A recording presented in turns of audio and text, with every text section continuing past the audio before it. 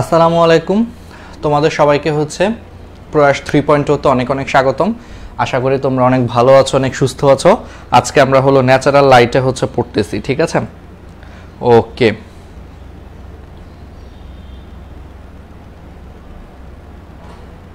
আমরা একটা কাজ করি, আমরা হলো লিংকগুলা কপি করে দিয়ে দেই। একটু দাঁড়াও, এক মিনিট।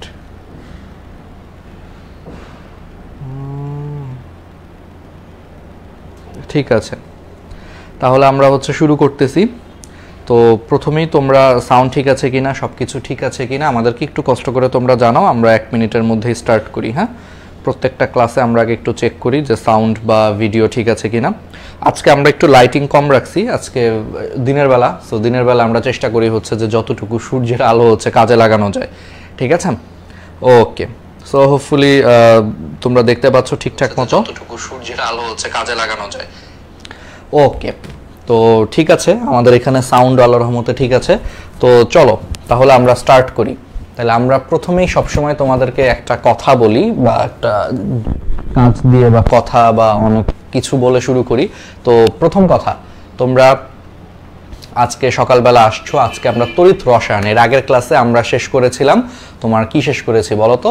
আমরা শেষ করেছি তোমাদের জিনতত্ত্ব বিবর্তন, এই টপিকটা আমরা শেষ করেছি আগের ক্লাসে। ওকে, তো আজকে আমরা তড়িৎ রসায়ন শুরু করব, পার্ট 1, যতটুকু পারা যায় আমরা শেষ করব আজকে। ওকে, তাহলে চলো আমরা স্টার্ট করি। বিসমিল্লাহির রহমানির রহিম। আমি তোমাদেরকে স্টার্ট করতে করতে অনেক কথাই আমি তোমাদেরকে বলবো, তাহলে প্রথমে চলে আসো। তাহলে তড়িৎ পরিবাহী এবং হচ্ছে প্রকারভেদটা আমরা একটু দেখি, ঠিক আছে? আচ্ছা, তাহলে তড়িৎ পরিবাহী ও এর প্রকারভেদ। তাহলে প্রথমে আমরা শুরু করি। দেখো, তাহলে তড়িৎ পরিবাহী কাদেরকে বলে? সহজ কথা, যে যেসব ধাতব অধাতব পদার্থের মধ্য দিয়ে তড়িৎ চলাচল করতে পারে। পরিবাহী মানে কি? যাদের ভিতর দিয়ে তড়িৎ চলাচল করতে পারে, তাই না? তাহলে যেসব ধাতব অধাতব পদার্থের মধ্য দিয়ে তড়িৎ চলাচল করতে পারে এদেরকে তড়িৎ পরিবাহী বলা হয়, ঠিক আছে? যেমন কপার তার। কপার তার হলো তোমার ধাতব পরিবাহী, মানে এটা একটা ধাতু, কপার হচ্ছে একটা ধাতু, সেই ধাতুর তৈরি একটা তারের ভিতর দিয়ে পরিবাহী হচ্ছে, তাহলে এটা একটা ধাতব পরিবাহী। তারপরে গ্রাফাইট হলো অধাতব পরিবাহী। এটা একটু মনে রাখবা যে গ্রাফাইট হলো একমাত্র অধাতু যেটা তড়িৎ পরিবাহী। এটা একটু অনেক সময় এমসিকিউতে কিন্তু চলে আসতে পারে যে একমাত্র অধাতু কিন্তু সেটা তড়িৎ পরিবাহী, এটা নিচের কোনটা? গ্রাফাইট। হ্যাঁ, তারপরে তরল পদার্থ পারদ, তরল পদার্থ হিসেবে পারদ বা মার্কারিও তড়িৎ পরিবহন করে। এটাও একটু মাথায় রাখবা যে পর্যায় সারণীতে একমাত্র তরল ধাতু হচ্ছে তোমার পারদ বা মার্কারি। এটা একটু মাথায় রাখবা যে পর্যায় সারণীতে একমাত্র তরল ধাতু হলো পারদ বা মার্কারি। এবার আসো তড়িৎ অপরিবাহী। বুঝতেই পারতেছো, ও শব্দের মানে হচ্ছে না, তার মানে তড়িৎ অপরিবাহী মানে হলো তড়িৎ চলাচল করতে পারে না। তাহলে যেসব পদার্থের ভিতর দিয়ে তড়িৎ প্রবাহিত হতে পারে না এদেরকে অপরিবাহী বা ইংলিশে বলা হয় ইনসুলেটর।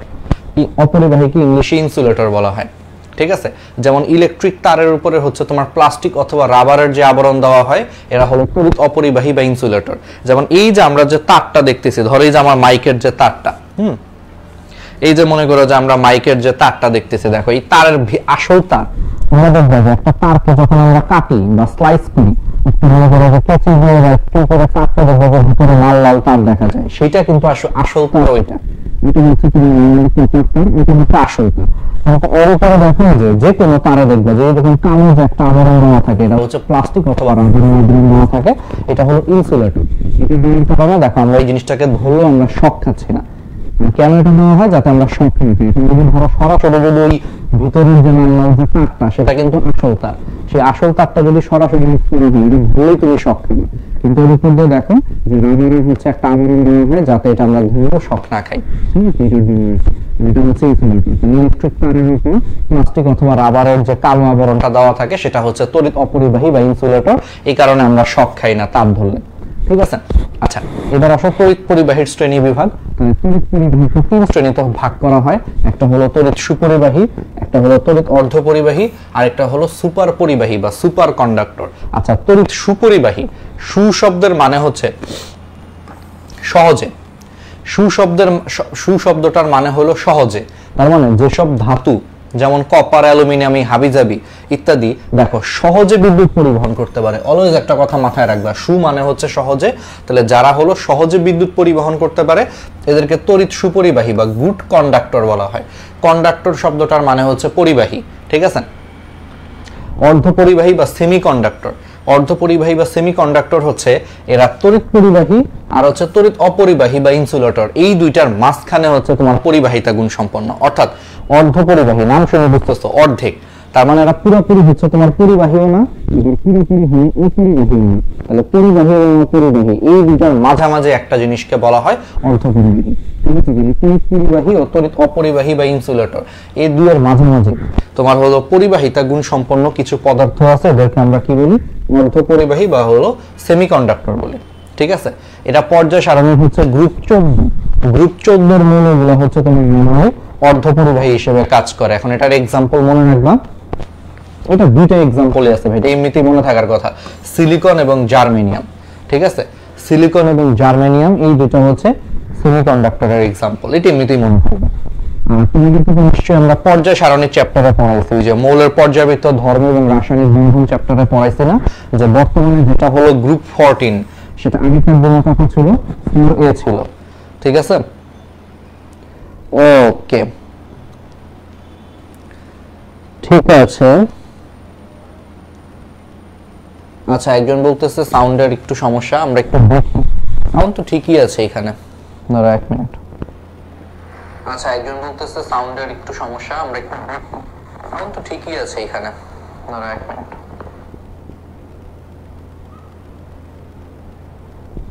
ঠিক আছে, তো যেটা বলতেছিলাম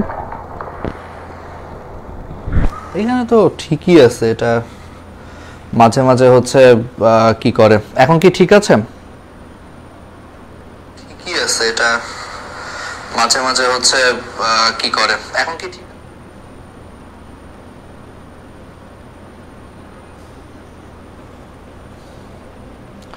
ওকে, এখন কি তোমাদের সবকিছু ঠিক মতো শুনতে পারছো? দেখো তো এখন তোমরা সবকিছু ঠিক মতো শুনতে পারছো কিনা, দাঁড়া 1 মিনিট।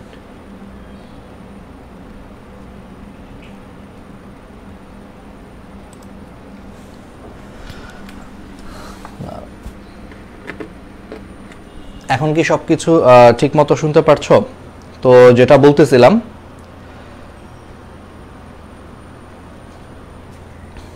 আমরা যেটা বলতেছিলাম আর কি, ঠিক আছে। তো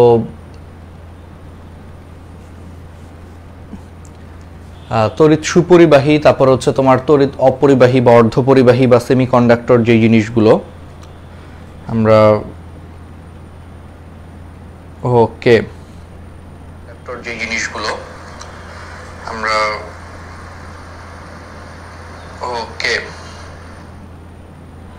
আচ্ছা দেখো এখন তো ঠিক থাকার কথা, তারপর আমাকে বইলো যদি কোনো প্রবলেম হয় আমাদেরকে একটু জানাও আর কি।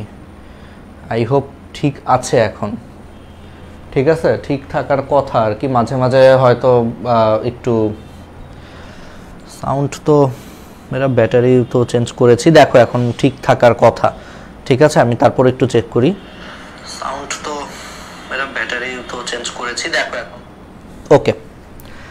তো যেটা বলতেছিলাম, তাহলে অর্ধপরিবাহী বা সেমিকন্ডাক্টর হচ্ছে, তাহলে এটা দুইটার মাঝখানে, বুঝছো? তাহলে তড়িৎ পরিবাহী এবং হচ্ছে তড়িৎ অপরিবাহী, অপরিবাহী এবং পরিবাহী দুইটার মাঝখানে যেটা, সেটাকেই তোমরা কি বলবা? অর্ধপরিবাহী বলবা, ঠিক আছে। তাহলে পর্যায় সারণীর হলো গ্রুপ 14 এর মৌলগুলো হলো অর্ধপরিবাহী। আর আমরা তোমাদেরকে মৌলের পর্যায়বৃত্ত ধর্ম এবং রাসায়নিক বন্ধন চ্যাপ্টারে পড়াইছিলাম যে গ্রুপ 14 মানেই কিন্তু আগেকার দিনে কি ছিল? 4A ছিল, তাহলে 4 এর অন্তর্গত আর কি, ঠিক আছে। আচ্ছা, এবার আসলে সুপার কন্ডাক্টর। আচ্ছা, সুপার কন্ডাক্টর হচ্ছে, তাহলে সুপার পরিবাহী বা সুপার কন্ডাক্টর নামক এক ধরনের বিশেষ তড়িৎ পরিবাহী আবিষ্কৃত হয়েছে। এই সুপার কন্ডাক্টরগুলা বর্তমানে সংকর ধাতু এবং সংকর ধাতুর অক্সাইড দিয়ে তৈরি করা হয়েছে। তাহলে একটু মাথায় রাখবা, আমি এভাবে মনে রাখতাম, শতে সুপার, শতে সংকর, শতে সুপার, শতে সংকর। তাহলে সুপার কন্ডাক্টর হচ্ছে সংকর ধাতু এবং সংকর ধাতুর অক্সাইড, এইভাবে মনে রাখতাম। তারপর এদের একটা সন্ধি তাপমাত্রা আছে, যেই তাপমাত্রা নিম্ন তাপমাত্রায় হচ্ছে এই সমস্ত পরিবাহীর কোনো রোধ থাকে না। ঠিক আছে, মানে ব্যাপারটা একটু চিন্তা করো যে প্রত্যেকটা সুপার কন্ডাক্টর বা সুপার পরিবাহী, তাহলে এদের একটা সংকট তাপমাত্রা আছে, একটা সংকট তাপমাত্রা আছে, যেই তাপমাত্রার নিচের তাপমাত্রায় এদের কোনো রোধ থাকে না, অর্থাৎ রোধ 0 হয়। এখন তোমরা একটু একটা জিনিস চিন্তা করতে পারো যে বাস্তবে আসলে কোনো পরিবাহী তারের রোধ 0 হয়, এটা আসলে পসিবল না। ঠিক আছে, বাস্তবে আসলে কোনো পরিবাহী তারের রোধ মনে করো তোমার 0 হচ্ছে, এই জিনিসটা অ্যাকচুয়ালি পসিবল না, কিন্তু এদের ক্ষেত্রে হচ্ছে। তাহলে চিন্তা করো যে বাস্তবে কিন্তু রোধ মানে কি? রোধ মানে হচ্ছে কোনো একটা তারের ভিতর দিয়ে যখন তড়িৎ প্রবাহ চলাচল করবে, কোনো একটা তারের ভিতর দিয়ে মনে করো যখন তড়িৎ চলাচল করবে, সেই তড়িৎ চলাচলের বিরুদ্ধে বাধা দেওয়ার যে ধর্মটা, সেই ধর্মটাকেই আমরা কি বলি? রোধ বলি। তাহলে বাস্তবে কিন্তু প্রত্যেকটা তারের ভিতর দিয়ে যখন তড়িৎ চলাচল করে তখন তারটা সামান্য পরিমাণে হইলেও কিন্তু বাধা দেয়। তাহলে এই যে একটা তারের ভিতর দিয়ে তড়িৎ চলাচল করার সময় সে যে বাধা পায়, সেই বাধা দেওয়ার ধর্মটাকেই তোমার বলা হয় রোধ। তার মানে এই যে সে বাধা দিচ্ছে, সেই বাধাটাকেই আমরা কি বলতেছি? রোধ বলতেছি। তো বাস্তবে দেখা যায় যে প্রত্যেকটা তারের ভিতর দিয়ে তোমার তড়িৎ চলাচল করার সময় সেটা কিছু না কিছু বাধা পায়। তার মানে বাস্তবে প্রত্যেকটা পরিবাহী তারেরই কি আছে? রোধ আছে। কিন্তু এই যে এটার নাম কি? Super conductor. বুঝতেই পারতেছো, সুপারম্যান। সুপারম্যান কি? সাধারণ ম্যানের থেকে হচ্ছে অনেক অবিশ্বাস্য সব কাজকর্ম করতে পারে। ঠিক তেমনি ভাবে হচ্ছে সুপার কন্ডাক্টর বা সুপার পরিবাহীর একটা নির্দিষ্ট তাপমাত্রা আছে, যেই তাপমাত্রার নিচের তাপমাত্রায় নিয়ে গেলে সেটা কোনো বাধাই দেয় না, একবারে 0 বাধা দেয়, অর্থাৎ রোধ 0 হয়ে যায়। ওই যে সুপারম্যান, সে সুপার কন্ডাক্টর, এই জন্য তার রোধটা 0 হয়ে যায়। ঠিক আছে, এটাই বলা হয়েছে। আর বলো তো রোধ মানে কি? তাহলে রোধ মানেই মাত্র বুঝলা যে তার তড়িৎ প্রবাহ চলাচলের সময় তার যে বাধা দেয়, সেই তারের সেই বাধাটাকে রোধ বলে। তাহলে কোনো কারণে যদি রোধ 0 হয়ে যায়, তাহলে এইসব সুপার কন্ডাক্টরের মধ্য দিয়ে কোনো শক্তির অপচয় ছাড়াই তড়িৎ অনায়াসে চলতে পারে। এই লাইনটা খুব ইম্পর্টেন্ট, নিজেই বুঝতে পারতেছো যে দেখো যদি কোনো কারণে রোধ 0 হয়ে যায়, মানে বাধা যদি কোনো কারণে 0 হয়ে যায়, তাহলে এর ভিতর দিয়ে তড়িৎ প্রবাহ চলাচল করার সময় কোনো বাধাই সে পাবে না। আর কোনো বাধা না পাইলে এখানে শক্তির কোনো অপচয় হবে না। এই জন্য বলা হয়েছে যে সুপার কন্ডাক্টরের ভিতর দিয়ে তড়িৎ চলাচলের ক্ষেত্রে যেহেতু তার রোধ 0, মানে বাধা 0, এই জন্য সে কোনো বাধাই পায় না, ফলে শক্তির কোনো অপচয় ছাড়াই চলতে পারে। ঠিক আছে, তাহলে সুপার কন্ডাক্টরের মধ্য দিয়ে শক্তির কোনো অপচয় ছাড়াই হচ্ছে তোমার চলতে পারে। ক্লিয়ার? ওকে, তাহলে এগুলো আমরা পারবো। এখন আসে হলো তড়িৎ পরিবাহীর হলো তোমার প্রকারভেদ। তাহলে তড়িৎ পরিবাহীর প্রকারভেদের মধ্যে আমরা ফার্স্টেই যেটা পড়বো যে তড়িৎ পরিবহনটা এখন কিভাবে হয়, মানে একটা তারের ভিতর দিয়ে তড়িৎ পরিবহনটা কিভাবে হয়, সেই মেকানিজমের উপর, ভিন্নতার উপর ভিত্তি করে। মেকানিজম মানে কলা কৌশল। মেকানিজম শব্দের মানে হইল কলা কৌশল, যে তোমার একটা তড়িৎ পরিবহনের মেকানিজম বা তড়িৎ পরিবহনটা তোমার কিভাবে হচ্ছে, সেই মেকানিজমের ভিন্নতার উপর ভিত্তি করে আসলে তড়িৎ পরিবাহী মূলত 2 প্রকার। ঠিক আছে, একটা হলো ইলেকট্রনীয় বা ধাতব পরিবাহী, একটা হলো তোমার তড়িৎ বিশ্লেষ্য পরিবাহী। তাহলে একটা হলো ইলেকট্রনীয় বা ধাতব পরিবাহী, আর একটা হলো তোমার তড়িৎ বিশ্লেষ্য পরিবাহী। তাহলে ইলেকট্রনীয় বা ধাতব পরিবাহী হচ্ছে কিভাবে, তার মানে বুঝতেছো এই ক্লাসিফিকেশনটা করা হয়েছে যে তড়িৎ পরিবহনটা কোন মেকানিজম বা কোন কলা কৌশলের উপর ভিত্তি করে হয়, তার উপর ভিত্তি করে আবার 2 ভাগে ভাগ করা যায়। তাহলে ইলেকট্রনীয় বা ধাতব পরিবাহী, আর একটা হলো তড়িৎ বিশ্লেষ্য পরিবাহী। আচ্ছা, ইলেকট্রনীয় বা ধাতব পরিবাহী হচ্ছে এই ধরনের পরিবহনের ক্ষেত্রে ইলেকট্রনগুলো সরাসরি তোমার তড়িৎ পরিবহন করে। ঠিক আছে, ইলেকট্রনগুলো সরাসরি তোমার কি করতেছে? তড়িৎ পরিবহন করতেছে। এই জন্য এগুলারে হচ্ছে তোমার ইলেকট্রনীয় বা হলো তোমার কি বলা হয়? ধাতব পরিবাহী বলা হয়। যেমন একটা এক্সাম্পল দিই, তোমরা ধাতব বন্ধন পড়ছো 9-10-এ থাকার সময়, তোমরা একটু ধাতব বন্ধন পড়ছো আর কি। আমি একটু তোমাদেরকে ধাতুর একটা ক্যালাসের স্ট্রাকচার দেখাই। এটা মনে করো ধাতুর একটা ক্যালাস। আচ্ছা, ক্যালাস মানে হচ্ছে দানা বা টুকরা। ক্যালাসের ভালো বাংলা হচ্ছে দানা বা টুকরা। এটাকে ধাতুর ল্যাটিসও বলা হয়, ল্যাটিসও বলে অনেকে। ইংলিশে ল্যাটিসও বলে, বাংলায় আমরা ক্যালাস বলি বা দানা বলি বা টুকরা বলি। যাই হোক, তাহলে এরকম একটা ধাতুর ল্যাটিস বা ধাতুর ক্যালাসের ক্ষেত্রে ধাতু কি করে জানো? ধরো এটা সোডিয়ামের ক্যালাস, তাহলে সোডিয়াম কি করতেছে? তার শেষ কক্ষপথে যে একটি ইলেকট্রন আছে, সে শেষ কক্ষপথের একটি ইলেকট্রনকে পরমাণু থেকে বের করে দেয়। পরমাণু থেকে বের করে দিয়ে সে ধনাত্মক আয়ন আকারে হচ্ছে ধাতুর ক্যালাসে অবস্থান করে। এরকম আরেকটা সোডিয়াম পরমাণু, সেও তার শেষ কক্ষপথ থেকে ইলেকট্রনকে বের করে দিয়ে সেও ধনাত্মক আয়ন আকারে অবস্থান করে। এরকম মনে করে আরেকটা সোডিয়াম পরমাণু, সেও শেষ কক্ষপথ থেকে ইলেকট্রনকে বের করে দিয়ে ধনাত্মক আয়ন আকারে অবস্থান করে। এরকম মনে করো আরেকটা সোডিয়াম পরমাণু। মানে সোজা কথা হচ্ছে ধাতুর ক্যালাসে সবগুলা ধাতব পরমাণু কি করতেছে, তার শেষ কক্ষপথ থেকে ইলেকট্রন বের করে দিয়ে তারা ধনাত্মক আয়ন আকারে হচ্ছে তোমার ক্যালাসে অবস্থান করতেছে। আর তারা যে ইলেকট্রনগুলোকে বের করে দিছে, সেই বের করে দেওয়া ইলেকট্রনগুলো হচ্ছে এই ক্যালাসের মধ্যে মুক্তভাবে তোমার ছুটাছুটি করতে থাকে। অর্থাৎ ধরো এখানে 4টা সোডিয়াম পরমাণু, প্রত্যেকেই একটা করে ইলেকট্রন ত্যাগ করে 4টা ধনাত্মক আয়ন আকারে অবস্থান করতেছে। আর প্রত্যেকে একটা করে ইলেকট্রন ত্যাগ করার কারণে টোটাল যে 4টা ইলেকট্রন ত্যাগ করছে, সেই 4টা ইলেকট্রন হচ্ছে পুরা ক্যালাসের মধ্যে মুক্তভাবে হচ্ছে তোমার ছুটাছুটি করতেছে। অর্থাৎ এই 4টা ইলেকট্রন এখন আর কোনো পরমাণুর আন্ডারে নাই, তারা পুরা ক্যালাসের মধ্যে বা পুরা টুকরার মধ্যে হচ্ছে মুক্তভাবে চলাচল করতেছে। এটা হচ্ছে ধাতব বন্ধনের ক্ষেত্রে দেখা যায়। এখন তুমি যদি বাইরে থেকে এখন বিদ্যুৎ প্রবাহ করো, তখন এই মুক্ত ইলেকট্রনগুলাই কি করতেছে, বিদ্যুৎকে পরিবহন করে এক জায়গা থেকে আরেক জায়গায় নিয়ে যাচ্ছে। তাহলে এই ক্ষেত্রে পরবর্তীতে কি হইলো, এই যে মুক্ত ইলেকট্রনগুলো যে আছে, যারা পুরো ক্যালাসের মধ্যে মুক্তভাবে ছুটাছুটি করতেছে, সেই মুক্ত ইলেকট্রনগুলোই আলটিমেটলি কি করবে, বাইরে থেকে বিদ্যুৎ পরিবহন করলে তারা কি করতেছে, এই মুক্ত ইলেকট্রনগুলাই হচ্ছে বিদ্যুৎকে বহন করে এক জায়গা থেকে আরেক জায়গায় নিয়ে যায়। বুঝতে পারছো? এই জন্য এগুলার নাম দিছে হচ্ছে ধাতব বা ইলেকট্রনীয় পরিবাহী। বুঝছো? তাহলে ধাতব পরিবাহী কেন বলছে, কারণ এগুলো ধাতুর ক্ষেত্রে দেখা যায়। আবার ইলেকট্রনীয় কেন বলছে, কারণ এই পদ্ধতিতে ওই যে মুক্ত ইলেকট্রনগুলো বিদ্যুৎ পরিবহন করতেছে, এই জন্য এটাকে বলা হয় ধাতব বা ইলেকট্রনীয় পরিবাহী। তাহলে দেখো যে এইসব কঠিন পদার্থের পরমাণুর দেখো বহিস্তরে এক বা একাধিক যে সঞ্চারণশীল ইলেকট্রন থাকে, তাই পরিবাহীর এক প্রান্তে তড়িৎ ক্ষেত্রের মধ্য দিয়ে তড়িৎ বা বিদ্যুৎ পরিবহনকালে জারণ বিজারণ বিক্রিয়া ঘটে। ঠিক আছে, তারপরে দেখো এই যে এইসব তড়িৎ বিশ্লেষ্য, আচ্ছা ঠিক আছে, এই জিনিসগুলো আই হোপ তোমরা বুঝতে পারতেছো আর কি। ঠিক আছে, ওকে। তাহলে ধাতব বা ইলেকট্রনীয় পরিবাহী হোপফুলি তোমরা বুঝতেছো। এখন এটার এক্সাম্পল কি, এটার এক্সাম্পল হচ্ছে যত ধরনের ধাতু আছে সবগুলা ধাতুই হচ্ছে তোমার ধাতব পরিবাহীর এক্সাম্পল। যেমন কপার ধাতু, সিলভার ধাতু, গোল্ড, লোহা, সবগুলা ধাতব পরিবাহী হচ্ছে তোমার ইলেকট্রনীয় বা ধাতব পরিবাহী। সাথে মনে রাখবা গ্রাফাইট, গ্রাফাইট হচ্ছে ওই যে ব্যতিক্রম একমাত্র অধাতু যারা ইলেকট্রনীয় পরিবাহী, তো গ্রাফাইটও হচ্ছে তোমার ইলেকট্রনীয় পরিবাহী। মানে গ্রাফাইটের ক্ষেত্রেও মুক্ত ইলেকট্রনগুলো তোমার তড়িৎ পরিবহন করে। ঠিক আছে, তাহলে ধাতব এবং ইলেকট্রনীয় পরিবাহী হচ্ছে আমরা বুঝতে পারলাম। এবার আসো তড়িৎ বিশ্লেষ্য পরিবাহী। তাহলে আরেকটা পয়েন্ট ছিল হচ্ছে তোমার তড়িৎ বিশ্লেষ্য পরিবাহী। ঠিক আছে, তড়িৎ বিশ্লেষ্য পরিবাহী কেমনে তড়িৎ পরিবহন করে, তাহলে ধাতব বা ইলেকট্রনীয় পরিবাহী এটা তো বুঝতে পারছো যে তারা কিভাবে মুক্ত ইলেকট্রনের মাধ্যমে তড়িৎ পরিবহন করে, হোপফুলি এটা একবারে ক্লিয়ার। এখন আসো তড়িৎ বিশ্লেষ্য পরিবাহী, ওরা কেমনে করে। ধরো এটা একটা আয়নিক যৌগ, ঠিক আছে, ধরো এটা সোডিয়াম ক্লোরাইডের মনে করো জলীয় দ্রবণ। তো এটা যদি সোডিয়াম ক্লোরাইডের যদি জলীয় দ্রবণ হয়, এখানে সোডিয়াম ক্লোরাইড মনে করো সোডিয়াম আয়ন আকারে আছে, ক্লোরাইড আয়ন আকারে আছে। তাহলে এই যে সোডিয়াম ক্লোরাইডের জলীয় দ্রবণে জিনিসটা হচ্ছে তোমার সোডিয়াম আয়ন আকারে আছে এবং ক্লোরাইড আয়ন আকারে আছে। ঠিক আছে, এখন তুমি যদি বাইরে থেকে এখানে বিদ্যুৎ সরবরাহ করো, ধরো তুমি বাইরে থেকে হচ্ছে দুইটা ধাতব দণ্ডকে হচ্ছে দ্রবণের মধ্যে ডুবানোর পরে সেখানে ব্যাটারির মাধ্যমে তুমি এখানে বিদ্যুৎ প্রবাহ করতেছো।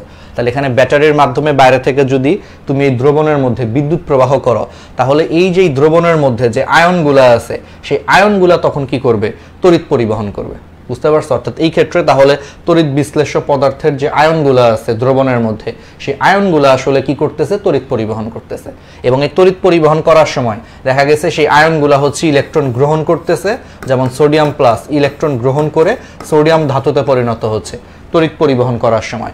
আবার ক্লোরাইড মাইনাস মনে করো সেই ইলেকট্রন ত্যাগ করে ক্লোরিন পরমাণুতে কনভার্ট হচ্ছে। তার মানে তড়িৎ বিশ্লেষ্য পরিবাহীর ক্ষেত্রে যেটা হয় যে তাদের যে আয়নগুলো আছে দ্রবণের মধ্যে যে আয়নগুলো আছে, সেই আয়নগুলোই আলটিমেটলি কি করে, তড়িৎকে পরিবহন করে এক জায়গা থেকে আরেক জায়গায় নিয়ে যায়। আর তড়িৎ পরিবহন করার সময় তারা ইলেকট্রন গ্রহণ অথবা ইলেকট্রন বর্জনের মাধ্যমে রাসায়নিক বিক্রিয়ায় অংশ নেয়। এই প্রক্রিয়ায় যারা তড়িৎ পরিবহন করে তাদেরকেই বলা হয় তড়িৎ বিশ্লেষ্য পরিবাহী। তাহলে বুঝতে পারছো? দেখো এই যে জলীয় দ্রবণে আয়নিক যৌগের ও পোলার সমযোজী যৌগের ধনাত্মক ও ঋণাত্মক আয়নগুলো যথাক্রমে এই যে ইলেকট্রন গ্রহণ এবং বর্জন করার মাধ্যমে অর্থাৎ রাসায়নিক পরিবর্তনের মাধ্যমে তড়িৎ পরিবহন করে। কারণ তুমি নিজেই বুঝতেছো এরকম ধনাত্মক আয়ন বা ঋণাত্মক আয়নগুলো যখন ইলেকট্রন গ্রহণ বা বর্জন করে তখন এদের মধ্যে রাসায়নিক পরিবর্তন হয়। দেখো সোডিয়াম আয়ন হচ্ছে এখন সোডিয়ামে পরিণত হয়েছে, ক্লোরাইড আয়ন হচ্ছে এখন ক্লোরিনে পরিণত হয়েছে। তাহলে তাদের মধ্যে এরকম রাসায়নিক পরিবর্তনের মাধ্যমে তারা তড়িৎকে বহন করে এক জায়গা থেকে আরেক জায়গায় নিয়ে যায়। এই ধরনের পরিবাহীকে তোমার বলা হয় তড়িৎ বিশ্লেষ্য পরিবাহী। ঠিক আছে, তাই এরূপ তড়িৎ পরিবাহীকে দেখো যে তড়িৎ বিশ্লেষ্য পরিবাহী বা আয়নিক পরিবাহী বলা হয়।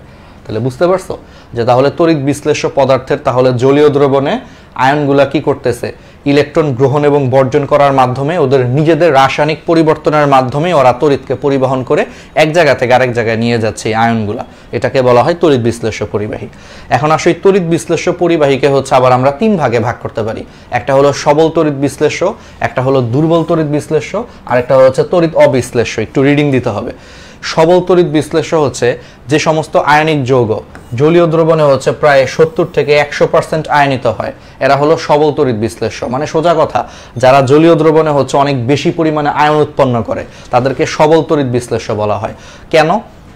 কেন বলা হয় চল একটু দেখার চেষ্টা করি। ধরো সোডিয়াম ক্লোরাইড যদি জলীয় দ্রবণে 100% আয়নিত হয়, দেখো সোডিয়াম ক্লোরাইড জলীয় দ্রবণে 100% আয়নিত হইলে সে আলটিমেটলি কিন্তু সোডিয়াম আয়ন আর হচ্ছে ক্লোরাইড আয়নে পরিণত হবে।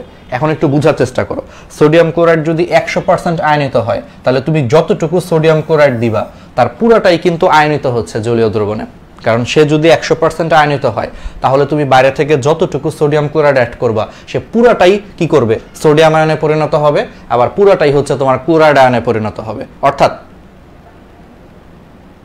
এই ক্ষেত্রে যেটা হয় যে তাহলে তুমি যতটুকু সোডিয়াম ক্লোরাইড দিচ্ছ তুমি ঠিক ততটুকুই আয়ন পাচ্ছ। তার মানে তুমি এখানে বেশি বেশি আয়ন পাচ্ছ। যদি সে 100% আয়নিত হয় তুমি যতটুকু সোডিয়াম ক্লোরাইড বাইরে থেকে মিশাবা তুমি ঠিক ততটুকুই হচ্ছে জিনিসগুলো 100% আয়নিত হয়ে আয়নে পরিণত হচ্ছে। তার মানে তুমি এখানে আয়নগুলা বেশি বেশি পাচ্ছ। সো আয়নগুলা বেশি বেশি পাচ্ছ, আর বেশি বেশি আয়ন পাইলে নিজেই বুঝতেছো যে বেশি বেশি আয়নগুলা কি করতেছে, তড়িৎ পরিবহন করে এক জায়গা থেকে আরেক জায়গায় নিয়ে যাবে। এই জন্য এগুলোরা বলা হয় সবল তড়িৎ বিশ্লেষ্য। তাহলে এক্সাম্পল কি? এক্সাম্পলটা তাহলে বুঝতে পারবা যে যারা জলীয় দ্রবণে 70 থেকে 100% আয়নিত হয়। এখন তুমি আমারে বলো কারা জলীয় দ্রবণে হচ্ছে 70 থেকে 100% আয়নিত হয়? তীব্র অ্যাসিড, তীব্র ক্ষারগুলা। কারণ আমরা এগুলা কেমিস্ট্রিতে পড়ছি যে তীব্র অ্যাসিড, তীব্র ক্ষার বা লবণগুলা কিন্তু জলীয় দ্রবণে কি হয়, 100% আয়নিত হয়। এই জন্য দেখো সোডিয়াম ক্লোরাইড, পটাশিয়াম ক্লোরাইড, তারপরে তীব্র অ্যাসিড HCl, সালফিউরিক অ্যাসিড, তারপরে তীব্র ক্ষার দেখো সোডিয়াম হাইড্রোক্সাইড, পটাশিয়াম হাইড্রোক্সাইড। তার মানে তীব্র অ্যাসিড, তীব্র ক্ষার আর হচ্ছে লবণগুলা 100% আয়নিত হয়। এবার আসো হচ্ছে দুর্বল তড়িৎ বিশ্লেষ্য। তার মানে বুঝতেই পারতেছো দুর্বল তড়িৎ বিশ্লেষ্য হচ্ছে তারা যারা জলীয় দ্রবণে হচ্ছে খুব কম পরিমাণে, যেমন 1 থেকে 10%-এর মতো আয়নিত হয়, এদেরকে হচ্ছে তোমার দুর্বল তড়িৎ বিশ্লেষ্য বলা হয়। আচ্ছা, দুর্বল তড়িৎ বিশ্লেষ্য কেন বলে? যেমন এখন একটা এক্সাম্পল দেই, ইথানোয়িক অ্যাসিড। হ্যাঁ, ইথানোয়িক অ্যাসিড হচ্ছে একটা দুর্বল তড়িৎ বিশ্লেষ্য পদার্থ। তাহলে এটা জলীয় দ্রবণে কিন্তু সম্পূর্ণরূপে কি হয় না, আয়নিত হয় না। তাহলে এটা জলীয় দ্রবণে সম্পূর্ণ আয়নিত হয় না বলতে কি বোঝায়? ধরো তুমি বাইরে থেকে 100টা ইথানোয়িক অ্যাসিড যোগ করছো। 100টা বলতে ধরো 100 অণু। তুমি বাইরে থেকে কথার কথা তুমি বাইরে থেকে হচ্ছে 100 অণু ইথানোয়িক অ্যাসিড মনে করো মিশাইছো।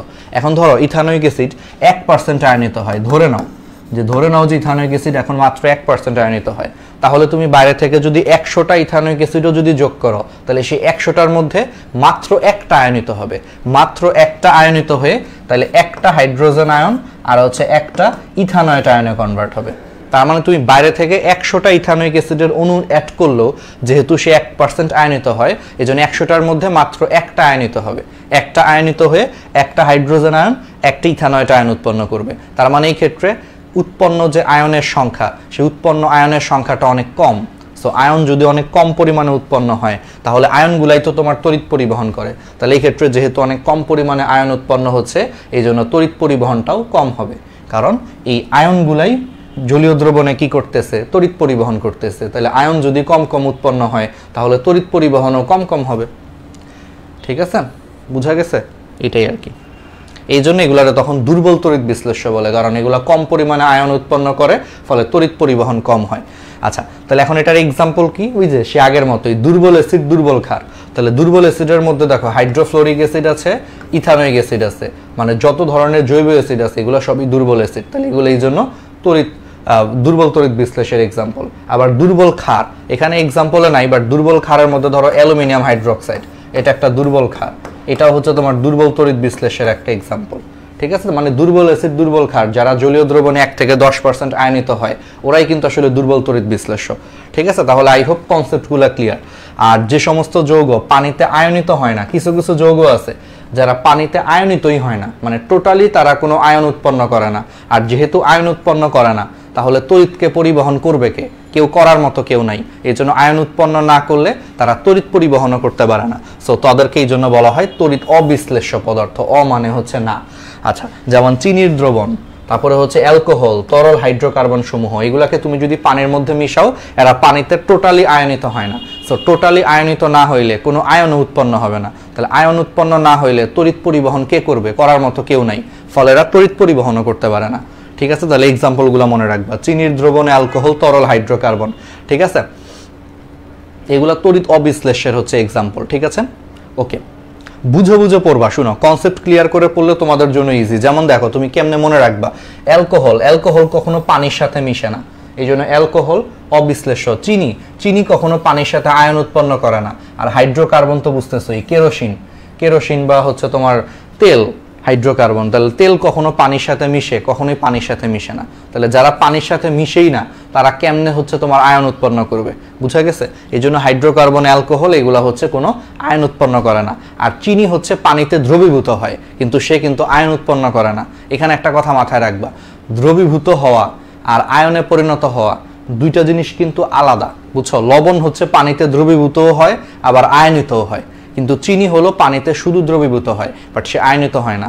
এই জন্য এখানে কোনো আয়ন উৎপন্ন হয় না। ঠিক আছে, আচ্ছা, তাহলে এতক্ষণ যা যা পড়ছি দেখো, এটার একটা মানে সামারি আর কি, যে এই ছকটা। আচ্ছা, এবার আসো জেনে নাও, এই হাবিজাবি এগুলা কিছুই পড়ার দরকার নাই।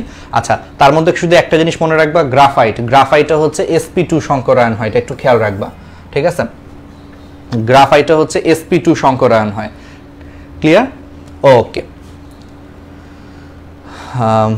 আর ব্যতিক্রমটা মনে রাখবো, যে বলছিলাম যে পারদ হচ্ছে তোমার তরল ধাতু হইলেও এটা একটা ইলেকট্রনীয় তড়িৎ পরিবাহী। কারণ দিন শেষে বলছিলাম কি, যে সকল ধাতুগুলাই কি করে? ইলেকট্রনীয় পদ্ধতিতে তোমার তড়িৎ পরিবহন করে। ওই যে ধাতুর ক্যালাসে কি থাকে? কিছু মুক্ত ইলেকট্রন থাকে, সেই মুক্ত ইলেকট্রনগুলাই তোমার তড়িৎ পরিবহন করে। ঠিক আছে, তো পারদ হচ্ছে এরকম একটা তরল ধাতু, বাট সে তো ধাতু, ধাতু তো এই জন্য আলটিমেটলি তার ইলেকট্রনগুলাই তড়িৎ পরিবহন করে। এই জন্য এটা হচ্ছে একটা ইলেকট্রনীয় তড়িৎ পরিবাহী। ঠিক আছে, তাহলে পারা যাবে এই জিনিসগুলো। ওকে, ফাইন, তাহলে এগুলো আমরা পারবো। আর গ্রাফাইট হচ্ছে sp2 সংকরায়ন। আচ্ছা, গ্রাফাইট কিভাবে তড়িৎ পরিবহন করে যদি কেউ বুঝতে চাও, আমি হালকা করে একটু আলোচনা করি যে গ্রাফাইট কেমনে তড়িৎ পরিবহন করে। দেখো, আমরা তোমাদেরকে সংকরায়নের বেসিক পড়াইছিলাম, তোমাদের নিশ্চয়ই মনে আছে। গ্রাফাইট আসলে কি? কার্বনেরই একটা রূপভেদ। গ্রাফাইট কিন্তু আসলে কার্বনেরই একটা, কার্বন দিয়েই তৈরি। গ্রাফাইটে শুধু কার্বন থাকে, কার্বনের একটা স্পেশাল রূপ হচ্ছে গ্রাফাইট। তো sp2 মানে কি? একটু আগে পড়াইছি, একটু আগে না, তোমরা হচ্ছে আগের চ্যাপ্টারগুলোতে ওই যে মৌলের পর্যাবৃত্ত ধর্ম এবং রাসায়নিক বন্ধনে যখন আমরা সংকরায়ন পড়াইছিলাম, তখন বলছিলাম যে sp2 সংকরায়ন হইলে তখন কার্বন কার্বন কিন্তু দ্বিবন্ধন থাকে। তোমরা জানো এটা, ওই যে অ্যালকিনে কিন্তু আমরা sp2 সংকরায়ন পাইছি, মনে আছে? তাহলে sp2 সংকরায়ন পাওয়া মানে এখানে কার্বন কার্বন দ্বিবন্ধন থাকে। ঠিক আছে, আবার ধরো এই কার্বনের সাথে আরেকটা কার্বনের এরকম দ্বিবন্ধন আছে, আবার ধরো এর সাথে আরেকটা কার্বনের হচ্ছে তোমার দ্বিবন্ধন আছে, মানে এরকম কার্বন কার্বন হচ্ছে দ্বিবন্ধন থাকে। বুঝতে পারছো? প্রত্যেকটা কার্বনের মনে করে এরকম 4টা করে হাত থাকে বা এরকম স্ট্রাকচারটা আর কি। ঠিক আছে, আমি ঠিক মতো আঁকি নাই আসলে, জাস্ট বুঝার চেষ্টা কর। আচ্ছা, তাহলে এই যে গ্রাফাইটে sp2 সংকরায়ন হওয়ার কারণে আলটিমেটলি এখানে কার্বন কার্বন দ্বিবন্ধন থাকে। সো তোমরা একটা জিনিস খেয়াল করো যে দ্বিবন্ধনের মধ্যে একটা হচ্ছে সিগমা বন্ধন, একটা হচ্ছে পাই বন্ধন, তাই না?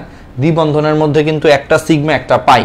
বলতো পাই বন্ধন এটা কিন্তু একটা দুর্বল বন্ধন, আমরা সারা জীবন পড়ে আসছি যে পাই বন্ধন একটা দুর্বল বন্ধন। তো পাই বন্ধন দুর্বল বন্ধন হওয়ার কারণে এই পাই বন্ধন গঠনকারী যে ইলেকট্রনগুলো আছে, কারণ প্রত্যেকটা বন্ধন তৈরি করে হচ্ছে 2টা করে ইলেকট্রন মিলে, তাহলে এই যে এখানে যে পাই বন্ধন আছে, তাহলে সেই পাই বন্ধনও গঠন করছে কোনো না কোনো ইলেকট্রন মিলে। তাহলে এই পাই বন্ধন গঠনকারী যে ইলেকট্রনগুলো আছে, সেই ইলেকট্রনগুলো আসলে কি হয়, যেহেতু পাই বন্ধন একটা দুর্বল বন্ধন, এটা এত স্ট্রং না, এজন্য পাই বন্ধন গঠনকারী যে ইলেকট্রনগুলো আছে সেই ইলেকট্রনগুলো চলাচল করতে পারে, কারণ বন্ধনটা দুর্বল।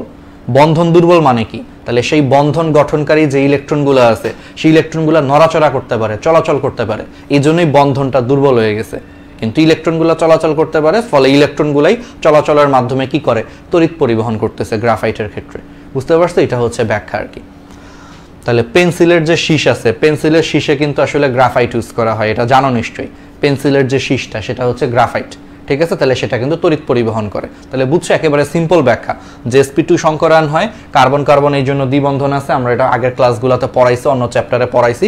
তো এখানে দ্বিবন্ধনের মধ্যে তাহলে একটা সিগমা বন্ধন একটা পাই বন্ধন। তো সিগমা কিন্তু শক্তিশালী বন্ধন, সিগমা বন্ধন কিন্তু নড়াচড়া করে না, কিন্তু পাই বন্ধন একটা দুর্বল বন্ধন হওয়ার কারণে সেই পাই বন্ধন গঠনকারী যে ইলেকট্রনগুলো আছে যেহেতু সেটা দুর্বল বন্ধন, এর জন্য পাই বন্ধনের ইলেকট্রনগুলো নড়াচড়া করতে পারে, নড়াচড়া করতে পারে এবং এই জন্যই তোমার এই ইলেকট্রনগুলাই তড়িৎ পরিবহন করে। এই জন্য গ্রাফাইটও হচ্ছে তোমার অধাতব ইলেকট্রনীয় পরিবাহী, কারণ ইলেকট্রনের মাধ্যমে তড়িৎ পরিবহন হচ্ছে।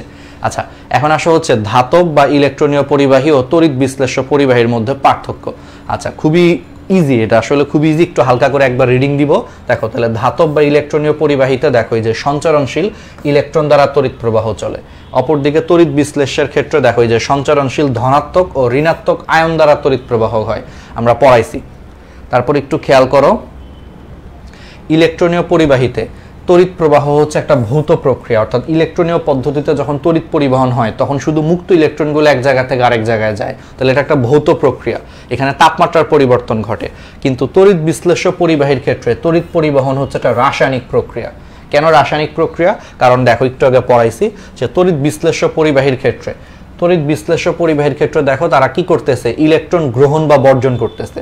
ইলেকট্রন গ্রহণ বা বর্জন করে কিন্তু এখানে রাসায়নিক পরিবর্তন হচ্ছে, যেমন এখানে সোডিয়াম আয়ন সোডিয়াম ধাতুতে পরিণত হচ্ছে, ক্লোরাইড আয়ন ক্লোরিন গ্যাসে পরিণত হচ্ছে, তার মানে এখানে কিন্তু রাসায়নিক পরিবর্তন হচ্ছে। তাহলে তড়িৎ বিশ্লেষ্য পরিবাহীর ক্ষেত্রে ইলেকট্রন গ্রহণ বা বর্জনের মাধ্যমে রাসায়নিক পরিবর্তন হয়। এই জন্য এখানে এটা এই মানে তড়িৎ বিশ্লেষ্য পরিবাহীর ক্ষেত্রে তড়িৎ পরিবহন হচ্ছে একটা রাসায়নিক প্রক্রিয়া, ঠিক আছে, কারণ এখানে ইলেকট্রনের গ্রহণ বা বর্জন হয়। আবার দেখো তাপমাত্রা বৃদ্ধির সাথে সাথে ধাতব পরিবাহীর তড়িৎ পরিবহন করার ক্ষমতা হ্রাস পায়, আর তাপমাত্রা বৃদ্ধির ফলে তড়িৎ বিশ্লেষ্যের পরিবহন করার ক্ষমতা হচ্ছে বৃদ্ধি পায়। আচ্ছা, ধাতব পরিবাহীর ক্ষেত্রে কুলম্বের সূত্র প্রযোজ্য, তারপর হচ্ছে ওহমের সূত্র প্রযোজ্য, ওহমস ল, যে I = V/R একটা সূত্র পড়ছি না, তাহলে ওহমের সূত্র, তারপরে হচ্ছে কুলম্বের সূত্র, এই সূত্রগুলা ধাতব পরিবাহীর ক্ষেত্রে কাজ করে, যেটা আমরা ফিজিক্সে পড়বো। মানে সোজা কথা, ধাতব পরিবাহী আমরা হচ্ছে ফিজিক্সের চলতড়িৎ চ্যাপ্টারে পড়বো, আর অপরদিকে তড়িৎ বিশ্লেষ্য পরিবাহীর ক্ষেত্রে ফ্যারাডের সূত্র প্রযোজ্য, যেটা আমরা এই চ্যাপ্টারে পড়বো। তার মানে আমরা কেমিস্ট্রিতে আসলে তড়িৎ বিশ্লেষ্য পরিবাহী নিয়ে আলোচনা করব, যেটা কেমিস্ট্রির জিনিস, আর ফিজিক্সে আমরা পড়বো হচ্ছে ধাতব পরিবাহীর ক্ষেত্রে ওহমের সূত্র, কুলম্বের সূত্র, ঠিক আছে। তারপরে ইলেকট্রনীয় পরিবাহীতে তড়িৎ পরিবহন করার ক্ষমতাটা হচ্ছে বেশি, ইলেকট্রনীয় পরিবাহীর ক্ষেত্রে তোমার তড়িৎ পরিবহন করার ক্ষমতা বেশি। আচ্ছা, কেন বেশি একটু হালকা করে ব্যাখ্যা করি। দেখো, ইলেকট্রনীয় পদ্ধতিতে তড়িৎ পরিবহন করে কে? মুক্ত ইলেকট্রন। এখন একটা ইলেকট্রনের ভর কিন্তু অনেক কম, তোমরা সবাই জানো। দেখো, তড়িৎ বিশ্লেষ্য পরিবাহীর ক্ষেত্রে তড়িৎ পরিবহন করতেছে হচ্ছে আয়নগুলা, তো আয়নগুলা কিন্তু আকারে কিন্তু অনেক বড়, তাই না? তড়িৎ বিশ্লেষ্য পরিবাহীর ক্ষেত্রে আয়নগুলা তড়িৎ পরিবহন করে যেগুলো আকারে কিন্তু অনেক বড়।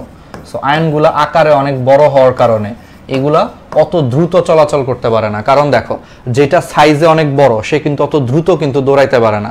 ধরো তোমার বন্ধু মনে করো একটা ছোটখাটো একটা হাতির সমান সাইজের, তাহলে তোমার বন্ধু কি ঠিক মতো নড়াচড়া করতে পারবে না। তাহলে ব্যাপারটা এরকম যে আয়নগুলার আকার বড়, তো আকার বড় হওয়ার কারণে আয়নগুলার হচ্ছে গতিবেগটা কম, তো গতিবেগ কম হওয়ার কারণে এখানে তড়িৎ পরিবহনটা আস্তে আস্তে কম হয়। কিন্তু ইলেকট্রনীয় পদ্ধতিতে তোমার তড়িৎ পরিবহন করছে কারা? মুক্ত ইলেকট্রনগুলা। তো একটা ইলেকট্রন কিন্তু একটা আয়নের তুলনায় কিন্তু আকারে অনেক অনেক অনেক ছোট, তো ইলেকট্রনগুলো আকারে অনেক অনেক অনেক ছোট হওয়ার কারণে ইলেকট্রনগুলো খুব দ্রুত চলাচল করতে পারে। সো খুব দ্রুত চলাচল করতে পারার কারণে এরা অনেক বেশি পরিমাণে কি করতে পারে? তড়িৎ পরিবহন করতে পারে। এই জন্য বলা হয়েছে যে ইলেকট্রনীয় পরিবাহীতে তড়িৎ পরিবহন করার ক্ষমতাটা তড়িৎ বিশ্লেষ্য পরিবাহীর তুলনায় হচ্ছে অনেক গুণ বেশি থাকে এই কারণে। তারপরে দেখো, ধাতব পরিবাহীগুলো ধাতু অথবা গ্রাফাইট কার্বন হয়, অপরদিকে তড়িৎ বিশ্লেষ্য পরিবাহীগুলো এই যে আয়নিক যৌগ বা এই যে পোলার সমযোজী যৌগের দ্রবণ হয়, এগুলো আমরা জানি। আচ্ছা, এখন আসো জেনে নাও ওই যে একটা ব্যাখ্যা আমি তোমাদেরকে আসলে এটা বোর্ডে আসছিল, এটা খুব ইজি ব্যাখ্যা, এটা আসলে ফিজিক্সের ব্যাখ্যা, চট্টগ্রাম বোর্ড 2019-এ আসছিল, যে তাপমাত্রা বৃদ্ধিতে ধাতুর বা ইলেকট্রনীয় পরিবাহীর তড়িৎ প্রবাহ হ্রাস পায় কেন? এই যে আমরা বলতেছিলাম যে তাপমাত্রা বাড়াইলে হচ্ছে তাহলে ধাতব বা ইলেকট্রনীয় পরিবাহীর হচ্ছে তড়িৎ প্রবাহটা কমে যায় কেন? আচ্ছা, এটার ব্যাখ্যাটা খুব সিম্পল ব্যাখ্যা। দেখো, ধাতব বা ইলেকট্রনীয় পদ্ধতিতে তোমার তড়িৎ পরিবহন করতেছে কারা? মুক্ত ইলেকট্রনগুলো তড়িৎ পরিবহন করতেছে। ধরো এটা একটা তামার তার, তাহলে সেই তামার তারের ভিতর দিয়ে কি হচ্ছে? তড়িৎ পরিবহন হচ্ছে। এখন আসলে বলতো এই যে তড়িৎ প্রবাহ, বলতো সেটা মূলত আসলে কিসের প্রবাহ? বলতো তড়িৎ প্রবাহ কিন্তু আসলে মূলত এখানে কিসের প্রবাহ? ইলেকট্রনের প্রবাহ, তাই না? ইলেকট্রনের প্রবাহের কারণে এখানে কি হয়? তড়িৎ পরিবহন হয়, এটা আমরা জানি, সবাই ফিজিক্সে পড়ছি। তাহলে তড়িৎ প্রবাহ হচ্ছে তোমার মূলত ইলেকট্রনের প্রবাহ। সো এখন একটা ধাতব তারের ভিতর দিয়ে যখন তড়িৎ প্রবাহ হয়, তখন যদি কোনো কারণে তুমি তাপমাত্রা বৃদ্ধি করো, টেম্পারেচার যদি বাড়াও, তাহলে এই ধাতুর যে তারের কি নিজস্ব ইলেকট্রন আছে না, তারেরও তো ইলেকট্রন আছে। তাহলে এই ধাতব তাপমাত্রা বাড়াইলে এই ধাতুর মধ্যে আবার যে নিজস্ব যে ইলেকট্রন আছে, সেই নিজস্ব ইলেকট্রনগুলোর মনে করো তোমার ছুটাছুটি বৃদ্ধি পায়। কারণ তাপ শক্তি বাড়াইলে ইলেকট্রনগুলো হচ্ছে তাপ শক্তি শোষণ করে এটা গতিশক্তিতে কনভার্ট হয়, ফলে এদের গতিশক্তি বেড়ে যায়, মানে ছুটাছুটি বেড়ে যায়। তাহলে তাপমাত্রা বাড়াইলে একটা ধাতব তারের যে নিজস্ব ইলেকট্রন আছে, তাহলে সেই ইলেকট্রনগুলোর গতিবেগ বেড়ে যায়। তাহলে ইলেকট্রনের গতিবেগ বেড়ে গেলে এগুলো অনেক স্পিডে নড়াচড়া করতেছে, তাহলে এদের ভিতর দিয়ে যখন তড়িৎ প্রবাহ হচ্ছে, কারণ তড়িৎ প্রবাহ মানেও কিন্তু আরেকটা ইলেকট্রনের প্রবাহ, তাহলে এদের ভিতর দিয়ে যে ইলেকট্রনের প্রবাহ হচ্ছে সেই ইলেকট্রনগুলো তখন এই ইলেকট্রনগুলোর সাথে বেশি বেশি ধাক্কা খায়, বেশি বেশি বাড়ি লাগে। আর বেশি বেশি বাড়ি লাগার জন্যই আলটিমেটলি হচ্ছে এদের স্পিডটা কমে যায়, ফলে তড়িৎ প্রবাহটা কমে যায়। বুঝতে পারছো? খুব সিম্পল ব্যাখ্যা যে তাপমাত্রা বাড়াইলে কি হবে, যে একটা ধাতব তারের নিজস্ব যে ইলেকট্রন আছে ওর নিজস্ব ইলেকট্রনগুলোর হচ্ছে গতিবেগ বেড়ে যাবে, ফলে নিজস্ব ইলেকট্রনগুলোর হচ্ছে তোমার ছুটাছুটি বেড়ে যাবে। আবার তড়িৎ প্রবাহ মানে কিন্তু ইলেকট্রনের প্রবাহ, তাহলে তড়িৎ প্রবাহের জন্যও কিন্তু আবার ইলেকট্রনের প্রবাহ হয়। তাহলে সেই ইলেকট্রনগুলো তাহলে নিজস্ব যে ইলেকট্রনের গতিবেগ বেড়ে গেছে, এটা ছুটাছুটি বেড়ে গেছে, তাহলে এদের সাথে বেশি বেশি ধাক্কা খাচ্ছে। বেশি বেশি ধাক্কা খাওয়ার কারণে এই ইলেকট্রনগুলোর স্পিড কমে যাচ্ছে। তো স্পিড কমে যাওয়ার কারণে আলটিমেটলি তড়িৎ পরিবহন কমে যায়। ঠিক আছে, এটাই বলছে। তো দেখো, তাহলে তাপমাত্রা বৃদ্ধির ফলে যে ধাতুর ক্যালাস ল্যাটিস বা ক্যালাস জালিকার নির্দিষ্ট অবস্থানে থাকা ধনাত্মক আয়নগুলো তাদের অবস্থানের আশেপাশে দোদুল্যমান থাকে, তখন দোদুল্যমান ধনাত্মক আয়নগুলোর সাথে গতিশীল ইলেকট্রনগুলো ধাক্কা খেতে থাকে। আবার ওদের নিজস্ব ইলেকট্রনও থাকে, ফলে ওই যে বেশি বেশি নড়াচড়া করলে বেশি বেশি ধাক্কা খায়, ফলে ইলেকট্রনগুলোর হচ্ছে গতিবেগ কমে যায়।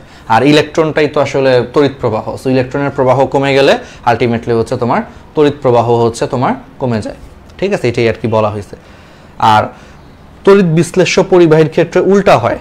তড়িৎ বিশ্লেষ্য পরিবাহীর ক্ষেত্রে উল্টা কেন হয়? কারণ দেখো, তড়িৎ বিশ্লেষ্য পরিবাহীর ক্ষেত্রে কারা তড়িৎ পরিবহন করতেছে? দেখো, নিজেই বুঝো, তড়িৎ বিশ্লেষ্য পরিবাহীর ক্ষেত্রে কিন্তু এই আয়নগুলা তড়িৎ পরিবহন করতেছে। সো তুমি যত বেশি তাপমাত্রা বাড়াবা, আয়নগুলার গতিশক্তি বেড়ে যাবে। আর আয়নগুলার গতিশক্তি বাড়লে তারা খুব সহজেই কিন্তু এক জায়গা থেকে আরেক জায়গায় তড়িৎ পরিবহন করবে, ফলে তাদের তড়িৎ পরিবহন করার ক্ষমতা বেড়ে যাবে। এই জন্য এদের ক্ষেত্রে তাপমাত্রা বাড়াইলে আয়নগুলার গতিবেগ বেড়ে যায়, ফলে তড়িৎ পরিবহনের ক্ষমতা বেড়ে যায়। ঠিক আছে, ওকে। এবার আসা হচ্ছে তড়িৎ বিশ্লেষ্যের তোমার পরিবাহিতা। আচ্ছা, এত কিছু এখানে দরকার নাই, এখান থেকে জাস্ট একক লাগবে। আচ্ছা, পরিবাহিতা হচ্ছে তোমার তিন প্রকার। এই ক্ষেত্রে আমরা আপেক্ষিক পরিবাহিতা, একটা হচ্ছে তুল্য পরিবাহিতা, একটা হচ্ছে মোলার পরিবাহিতা। এখন আমি বলি, এই জিনিসগুলো বুঝে আসলে তোমার কখনোই মেডিকেলে কাজে লাগবে না, এগুলো এইচএসসিতেও কখনোই আসে না, এই জন্য আমরা একটু দ্রুত জাস্ট পড়ায় যাচ্ছি। শুধু আমি একটা টার্ম বলি যে পরিবাহিতা জিনিসটা কি। পরিবাহিতা হচ্ছে আসলে রোধের বিপরীত রাশি। রোধ মানে কি? রোধ মানে হচ্ছে একটা তারের ভিতর দিয়ে তড়িৎ প্রবাহ চলাচল করার সময় তারটা যেই বাধা দেয়, সেই বাধা দেওয়ার ধর্মটাকে হচ্ছে রোধ বলে। তার মানে রোধ মানে হচ্ছে আসলে বাধা, যে তুমি তারের ভিতর দিয়ে তড়িৎ চলাচল করতে চাচ্ছে, তারটা তাকে বাধা দিচ্ছে, এই বাধাটাই হচ্ছে রোধ। আর তড়িৎ পরিবাহিতা মানে তো বুঝতেছই, তড়িৎ পরিবাহিতা মানে হচ্ছে তারের ভিতর দিয়ে তোমার তড়িৎ চলাচল করতেছে। তাহলে দেখো, রোধ হচ্ছে বাধা, তাহলে তারের ভিতর দিয়ে তড়িৎ চলাচল করতেছে, তাকে সে বাধা দিবে। আর তড়িৎ পরিবাহিতা হচ্ছে সে তারের ভিতর দিয়ে চলাচল করবে। তাহলে তুমি বলো তো, তাহলে রোধ এবং তড়িৎ পরিবাহিতা এই দুইটা রাশি কি উল্টা না? যে একটা হচ্ছে বাধা দেওয়ার ধর্ম, আর আরেকটা হচ্ছে তারের ভিতর দিয়ে তড়িৎ চলাচল করার ধর্ম। তাহলে তড়িৎ চলাচল করার ধর্ম আর বাধা দেওয়ার ধর্ম দুইটা কিন্তু আসলে বিপরীত। এই বিপরীত হওয়ার কারণে এখান থেকে ফিজিক্সের ভাষা, এগুলো সব ফিজিক্স থেকে আসছে, বিপরীত হওয়ার কারণে আলটিমেটলি তোমার বলা হয় পরিবাহিতা। ঠিক আছে, পরিবাহিতাকে যদি জি দিয়ে প্রকাশ করো, জি ইজ ইকুয়াল টু হচ্ছে 1/r, অর্থাৎ রোধের উল্টা, যেহেতু বিপরীত রাশি তাহলে রোধকে উল্টায় দিলে অর্থাৎ 1/r করলে তোমার পরিবাহিতা পাওয়া যায়। পরিবাহিতাকে হচ্ছে ফিজিক্সে জি দিয়ে প্রকাশ করে। ঠিক আছে, যেখানে জি হচ্ছে তোমার পরিবাহিতা, এটা ফিজিক্সে জি দিয়ে প্রকাশ করে, তাহলে জি হইল তোমার পরিবাহিতা আর আর হলো তোমার রোধ। ক্লিয়ার? তাহলে এইটুকু জিনিস আমরা ইনশাল্লাহ পারবো, কারণ সিম্পল জিনিস। রোধ হচ্ছে বাধা, তারের ভিতর দিয়ে তড়িৎ চলাচল করার সময় তারটা যে বাধা দেয় সেই বাধাটা হচ্ছে রোধ। আর তড়িৎ চলাচল করার যে ধর্ম, সেই ধর্মটা হচ্ছে পরিবাহিতা। তার মানে পরিবাহিতা হচ্ছে তড়িৎ চলাচল করার ধর্ম, আর ওটা হচ্ছে বাধা দেওয়ার ধর্ম। তাহলে দুইটা উল্টা। উল্টা মানে কি? ব্যস্তানুপাতিক। নিজেই বুঝতেছো যে তাহলে রোধ যত বেশি হবে, অর্থাৎ বাধা যত বেশি হবে, তড়িৎ পরিবহন তত কম হবে, অর্থাৎ পরিবাহিতা কমে যাবে।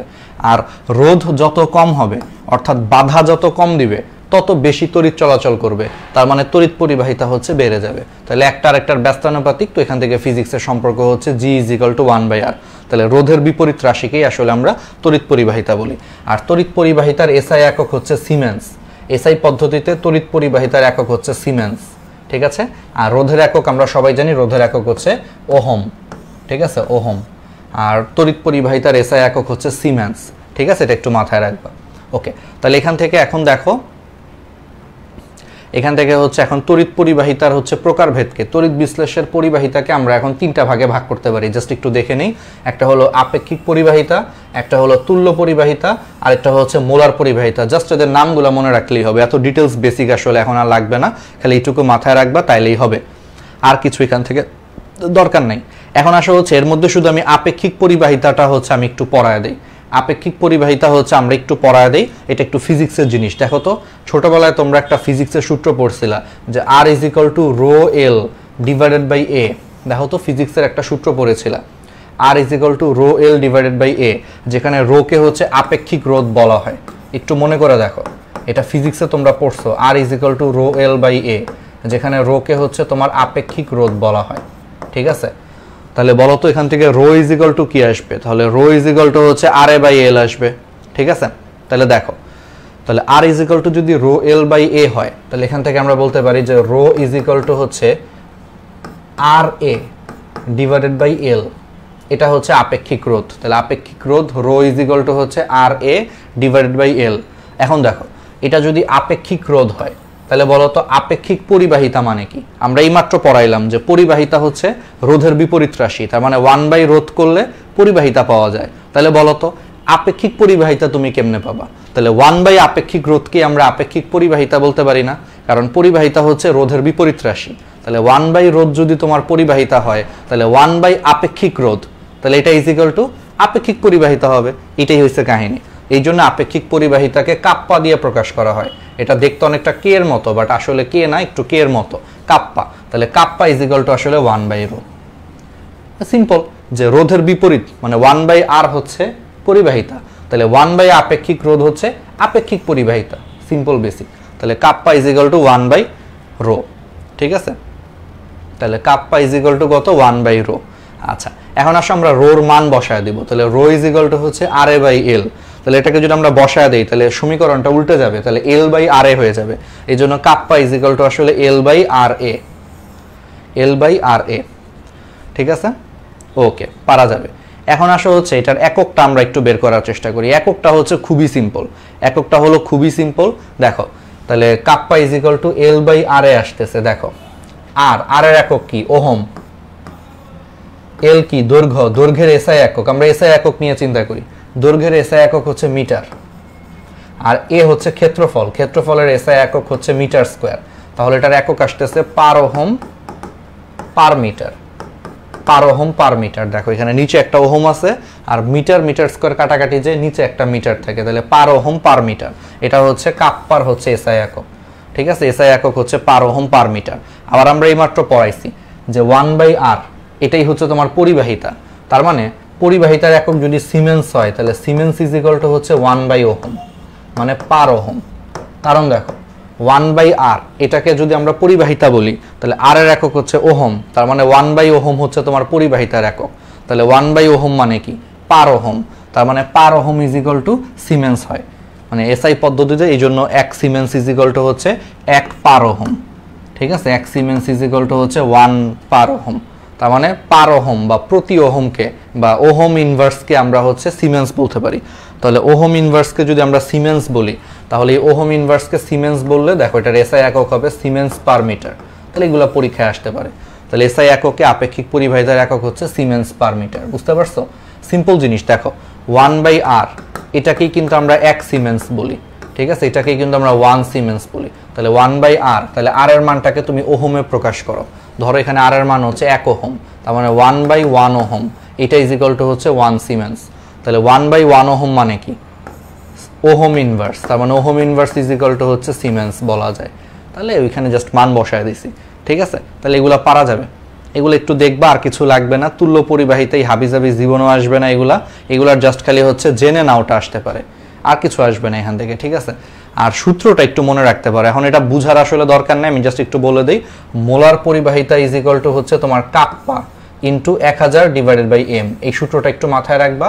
আর হচ্ছে তোমার তুল্য পরিবাহিতা, ঠিক আছে, তুল্য পরিবাহিতার হচ্ছে তোমার এককটাও একটু মাথায় রাখবা। ওকে, এগুলো পরীক্ষায় আসে নাই, কখনোই আসে নাই, চিন্তা করো না, ঠিক আছে, এগুলা দরকার নাই। ওকে, এবার আসো তুল্য পরিবাহিতা আর হচ্ছে মোলার পরিবাহিতার বৈশিষ্ট্য, এগুলো একটু রিডিং দিতে পারো।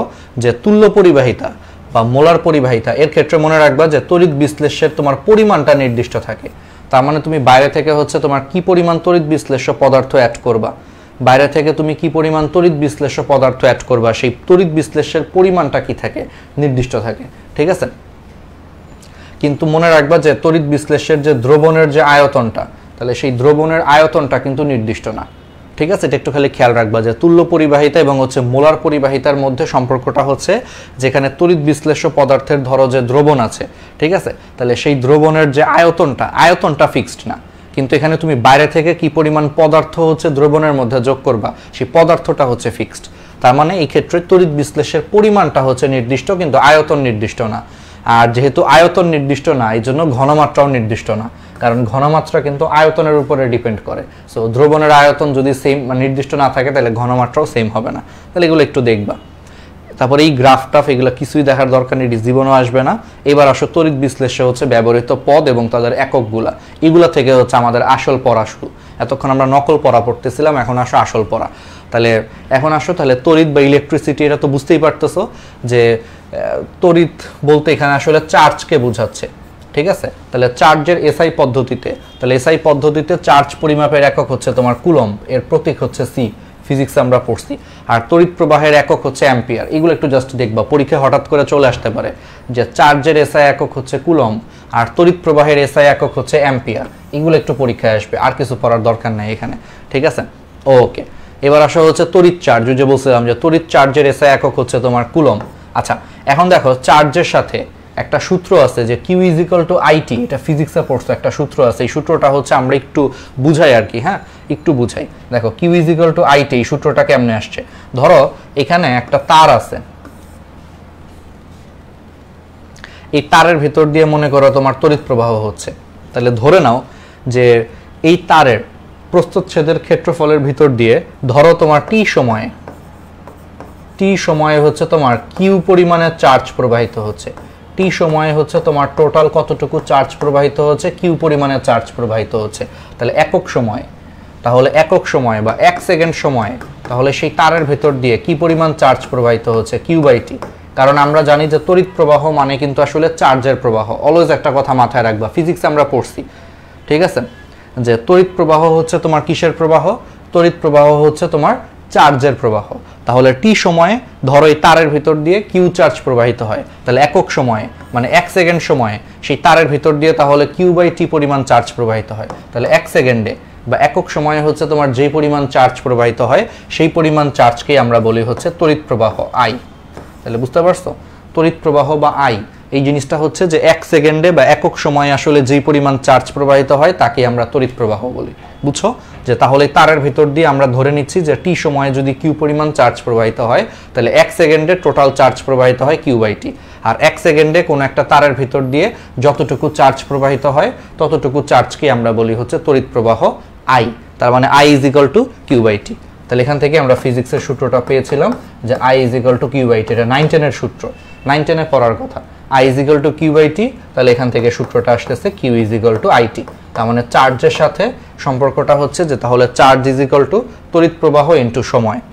তাহলে চার্জ ইজ ইকুয়াল টু তড়িৎ প্রবাহ ইনটু সময়, ঠিক আছে। Q is equal to IT মনে রাখবা কেমনে, Q is equal to it. আমি এমনি মনে রাখতাম Q is equal to it, ওই যে ইট, ইংলিশে ইট আছে না, it, Q is equal to it, ঠিক আছে, পারা যাবে। এগুলার বাকিগুলা কিছু দরকার নাই। আচ্ছা, অ্যাম্পিয়ার, আচ্ছা তড়িৎ প্রবাহ যেটাকে আমরা আই বলতেছি, সেই আই এর এসআই পদ্ধতিতে তার একক হচ্ছে অ্যাম্পিয়ার, ঠিক আছে। এখন অ্যাম্পিয়ারের সাথে কুলম্বের একটা সম্পর্ক আছে। অ্যাম্পিয়ারের সাথে কুলম্বের সম্পর্ক হচ্ছে, দেখো এইমাত্র আমরা প্রমাণ করছি I is equal two Q by T. তাহলে কিউ হচ্ছে তোমার চার্জ, তাহলে চার্জের একক হচ্ছে কুলম্ব, আর টি হচ্ছে সময়, সময়ের একক হচ্ছে সেকেন্ড। তার মানে 1 ampere is equal two 1 coulomb per second. বুঝতে পারছো, তাহলে 1 অ্যাম্পিয়ার, তাহলে এটা মানে হচ্ছে 1 কুলম্ব পার সেকেন্ড। এই সম্পর্কগুলো আসছে আর কি ফিজিক্সে, ছোট ছোট সম্পর্কগুলো। ঠিক আছে, তাহলে এগুলো হচ্ছে আমরা পারবো। এখন আসা হচ্ছে ফ্যারাডে। তাহলে ফ্যারাডে এর ক্ষেত্রে এখান থেকে একটু জেনে নাও জিনিসটা একটু পড়বা যে তড়িৎ পরিমাণের ক্ষুদ্রতম একক হচ্ছে কুলম্ব, অর্থাৎ চার্জের ক্ষুদ্রতম একক হচ্ছে কুলম্ব এবং চার্জের বৃহত্তম একক হচ্ছে ফ্যারাডে। এটা একটু মনে রাখবা যে তাহলে তড়িৎ পরিমাণ বা চার্জের ক্ষুদ্রতম একক হচ্ছে কুলম্ব আর বৃহত্তম একক হলো ফ্যারাডে। ঠিক আছে, একটু দেখবা। আচ্ছা, এবার আসা হচ্ছে 1 Faraday is equal two 96,500 coulomb. 1 Faraday is equal two 96,500 coulomb. আচ্ছা, এটা কিভাবে আসছে? ওকে, আচ্ছা লাহিম, আচ্ছা কাজ আছে, ঠিক আছে। যদি খুবই গুরুত্বপূর্ণ কাজ থাকে, যে পড়াশোনার থেকেও যদি তোমার কাছে গুরুত্বপূর্ণ কাজ থাকে, তাহলে আর কি করা, তাহলে তো তোমাকে চলে যেতেই হবে লাইভ ক্লাস থেকে। তাহলে পরে ক্লাসটা হচ্ছে করে নিবা, ঠিক আছে। আর যদি মনে হয় যে না আমার কাছে আসলে পড়াশোনাটা এখন বেশি গুরুত্বপূর্ণ, এই কাজটা পরেও করা যাবে, তাহলে ক্লাসটা দেখে ফেলো। কারণ আমি সবসময় তোমাদেরকে একটা কথা বলি যে লাইভ ক্লাসটা করলে দেখবা তোমাদের কাছে ভালো লাগবে, লাইভ ক্লাস অনেক মজাও হয়। আবার দেখবা যে লাইভ ক্লাসটা করলে সবচেয়ে ইম্পর্টেন্ট যেটা ক্লাসটা করা হয়। তুমি মনে করতেছো যে সমস্যা নাই, ক্লাস তো রেকর্ড থাকে। হ্যাঁ, সব ক্লাস রেকর্ড থাকে, কিন্তু সমস্যাটা হচ্ছে এটা মনে করে করে করে তুমি মনে করো অনেকগুলা ক্লাস জমায়া ফেলছো, তুমি আর সেই ক্লাসগুলো শেষ করতে পারবে না। কারণ একদিন ক্লাস না করলেই তোমার কাছে মনে হবে ভাইয়া মনে করো 2 থেকে 2.5 ঘন্টা পড়ায় ফেলছে। এরকম 3 দিন 4 দিন ক্লাস না করলে তোমার কাছে মনে হবে যে ভাইয়া তো 10 ঘন্টার উপরে ক্লাস নিছে, 10 ঘন্টার উপরে ক্লাস কবে করব, এটা চিন্তা করতে করতে দেখবে তোমার আর ক্লাস করতে ইচ্ছা করতেছে না, পড়া জমে গেলে যেটা হয়, বুঝছো। এই জন্য লাইভ ক্লাস করাটা কিন্তু ইম্পর্টেন্ট। আর আগের ক্লাসগুলো কোথায় পাবো আমি একটু বলে রাখি। এই যে আমাদের যে ফেসবুক গ্রুপ প্রয়াস 3.0, ঠিক আছে, সেই ফেসবুক গ্রুপে কভার ফটোর নিচে দেখো ফিচার্ড নামে একটা সেকশন আছে, দেখছো ফিচার্ড, এখানে ক্লিক করবা। এটা ফেসবুকে গেলেও তোমরা পাবে, আমি দেখা দিচ্ছি। ফিচার্ডে ক্লিক করলে দেখবা যে বেশ কয়েকটা পোস্ট আসবে। একটা পোস্টে তুমি সি মোর দিবা, হ্যাঁ, সি মোর দিলে দেখবা যে একটা পোস্টে তোমার হচ্ছে সেকেন্ড টাইমারদের গ্রুপে জয়নিং এর রিকোয়েস্ট আছে। একটা পোস্টে দেখবা যে আমাদের হচ্ছে যতগুলা বই আছে, অর্থাৎ ফিজিক্স কেমিস্ট্রি বায়োলজির যতগুলো মেইন বই আছে সেই মেইন বইয়ের দাগানো পিডিএফ দেওয়া আছে, অর্থাৎ কোন লাইনগুলো বেশি ইম্পর্টেন্ট, কোন লাইনগুলো তুমি শেষ মুহূর্তে রিভিশন দিবা, এমসিকিউ এর জন্য পড়বা। আবার সামনে এইচএসসি আছে, এইচএসসির জন্য তোমার কোন এমসিকিউগুলো ইম্পর্টেন্ট, লাইনগুলো দাগানো আছে। ফিজিক্স কেমিস্ট্রি বায়োলজি সুন্দর করে পড়লে ইনশাল্লাহ সব কমন পাবা। আর মেডিকেল এগুলো আরও বেশি কমন পাবা, অলমোস্ট 100% হচ্ছে কমন পাবা। সাথে হচ্ছে তোমার দেখো যে আরেকটা পোস্ট স্ক্রল করলে দেখবা যে এই পর্যন্ত যতগুলো এক্সাম হয়েছে সবগুলো এক্সামের লিঙ্ক হচ্ছে একটা পোস্টের মধ্যে সাজানো আছে। সো সবগুলো এক্সাম দিতে পারবা, ঠিক আছে। যার যে এক্সামগুলো মিস গেছে পড়ে সেই এক্সামটা দিয়ে দিতে পারবা। তারপরে দেখো, তারপরে হচ্ছে তোমার কি বলে আরেকটা পোস্টে হচ্ছে আমাদের সকল ক্লাসের লিঙ্ক হচ্ছে সাজা দেওয়া আছে। তার মানে আমাদের সকল ক্লাস, সকল এক্সাম, সকল লেকচার নোট, মানে লেকচার নোট বলতে ওই দাগানো বইয়ের পিডিএফ গুলো আর কি মেডিকেল ব্যাচের জন্য, সবকিছু তুমি কিন্তু আসলে এই ফিচার্ড সেকশনটাই হচ্ছে তোমরা পাবা, ঠিক আছে। ফিচার্ড যে সেকশনটা আছে, তাহলে সেখানে ক্লিক করবা, তাহলে বুঝছো করে সবগুলো পোস্ট একটু স্ক্রল করবা। 4-5টা পোস্ট আছে, 4-5টা পোস্টই সি মোড দিবা, দিয়ে ভালো মতো দেখলেই তুমি বুঝে ফেলবা একটা এক্সাম আছে, একটা ক্লাস আছে, একটাই হচ্ছে দাগানো বইয়ের পিডিএফ আছে, একটাই হচ্ছে সেকেন্ড টাইমার যারা আছে ওদেরকে আমরা কিন্তু এইচএসসি চলাকালীন সময় কিন্তু এক্সট্রা ক্লাস নিয়ে কিন্তু ওদেরকে আমরা দ্রুত সিলেবাসটা শেষ করে দেবো, সেই গ্রুপেরও লিঙ্ক দেওয়া আছে। বাট এটা শুধু সেকেন্ড টাইমারদের জন্য, যারা ফার্স্ট টাইমার আছো তাদের তো আমরা এইচএসসির পর আলাদা ক্লাস নিবই। সো ফার্স্ট টাইমার কারো আসলে আর এই গ্রুপে ভর্তি হওয়ার দরকার নেই, এটা অনলি সেকেন্ড টাইমারদের জন্য, ঠিক আছে। ওকে, আর তোমরা তো ফার্স্ট টাইমার যারা আছো তারা তো ওই সময় এইচএসসি নিয়ে ব্যস্ত থাকবা, সো তোমরা তো নিশ্চয়ই ক্লাস টাস করবা না, এটা খুবই স্বাভাবিক, তাই না? ওকে, তাহলে এই হচ্ছে আমাদের জিনিসগুলো। এটা অনেকেই জানে না, তাদেরকে একটু জানায় দিও। অনেক সময় দেখবে যে টেলিগ্রামে অনেকে মেসেজ দেয় যে আগের ক্লাসগুলো কোথায়, তো একটু কষ্ট করে বইলো যে কভার ফটোর নিচে ফিচার্ড একটা লেখা আছে, ওখানে ক্লিক করে পোস্টগুলো স্ক্রল করলেই 3-4টা পোস্ট আসবে, সবগুলো পোস্ট দেখলেই তুমি সব পেয়ে যাবা। এইটুকু একটু বইলো। অনেক সময় হয় যে টেলিগ্রামে ধরো সারাদিন তো আমাদের অনেক কাজ থাকে, আমরা তো তোমাদেরকে নিয়ে অনেক পরিশ্রম করতেছি, প্রশ্ন বানাইতেছি, অনেক কিছু ক্লাস নিতেছি, ঠিক আছে, অনেক কিছু কন্টেন্ট বানাইতেছি। সো দেখা যায় কি আমরা সবসময় আমরা নিজেরাই হয়তো বা তোমার টেলিগ্রামে থাকতে পারি না। সো তোমাদেরই দেখবা যে কোনো বন্ধু বা বান্ধবী হচ্ছে এরকম একটা হয়তো টেলিগ্রামে মেসেজ দিছে যে সে নতুন জয়েন হয়েছে, ও বুঝতেছে না যে আগের ক্লাসগুলো কোথায় পাবে। এটা কিন্তু হয়, এটা একটা কমন প্রশ্ন থাকে। সো তোমরা যদি একটু তখন দেখো, একটু কষ্ট করে ওকে একটা মেসেজ দিলা, মেসেজ দিতে তো আসলে আর 5-10 সেকেন্ডের বেশি লাগে না, বাট তোমার একটা মেসেজের কারণে আলটিমেটলি তার একটু উপকার হইলো। সো মানুষের উপকার করা তো ভালো, তাহলে মানুষের দেখবে যে দোয়া পাবা। আর অ্যাডমিশন লাইফটা হচ্ছে এমন একটা লাইফ, এই যে অ্যাডমিশন সিজনটা, বুঝছো, এখানে স্বার্থপর হয়ে আসলে লাভ নেই। কারণ অ্যাডমিশন সিজনে তুমি শুধুমাত্র তোমার পরিশ্রম দিয়েই সব কিছু হবে না। পরিশ্রম দিয়ে যদি 90% হয়, তোমার অবশ্যই 5% হইলেও তোমার ভাগ্য লাগবে, এবং সেই ভাগ্যটা আল্লাহ তাআলা তোমাকে কখন ফেভার করবেন, দেখা যাবে যে উনি দেখবেন যে আচ্ছা ও তো মানুষের উপকার করতেছে, ভালো কাজ করতেছে, তখন কিন্তু আল্লাহ তাআলার রহমত থাকে তোমার উপর। আর সেই জায়গায় ধরো তুমি হিংসা করতেছো, একজন একটা উপকার চাচ্ছে, কথার কথা বলতেছি, তুমি চাইলেই তারে একটু হেল্প করতে পারো, তোমার কাছে মনে হলো দূর বাধ্য দরকার নেই, ওরে হেল্প করলো যদি আমার থেকে আগায় যায়, এরকম মানে সংকীর্ণ চিন্তা করলে আমি দেখছি যে নর্মালি মানুষের রেজাল্ট বা ওভারঅল বলো যে আসলে ভালো হয় না লাইফে। আমি যখন ছোট ছিলাম, আমি কলেজে থাকার সময় বা স্কুলে থাকার সময় হচ্ছে আমার যদি কেউ নোট চাইতো, আমি সবাই হচ্ছে নোট দিতাম, কারণ আমি এইভাবে চিন্তা করতাম যে আমার নোট পড়া যদি কেউ আমার থেকে ভালো করে, ঠিক আছে, সেটা তো ওর ক্রেডিট। আসলে আমি একটা নোট নিজে বানাইছি, নিজে বানায় ভাই, নিজে কষ্ট করে বানায় যদি আমি ভালো না করতে পারি, আর আমার নোটটা জাস্ট একটা মানুষ দেখে যদি সে আমার থেকে ভালো করে, অফকোর্স সে ডিজার্ভ করে, তার মানে সে অবশ্যই ট্যালেন্টেড, সেই লেভেলে ট্যালেন্টেড যে অন্যের বানানো নোটটা সে নিয়ে ফার্স্ট হয়ে গেছে, কথার কথা। আর আমি সেই নোটটা আমি নিজে বসে বসে এত সময় দেওয়া বানাইছি, এত কিছু করছে, আমি কিছুই করতে পারি না, আমি এভাবে চিন্তা করতাম। কিন্তু আমি দেখছি যে অনেক মানুষ উল্টা চিন্তা করে যে আমার নোটটা দিব, ও পয়রা ভালো করবে।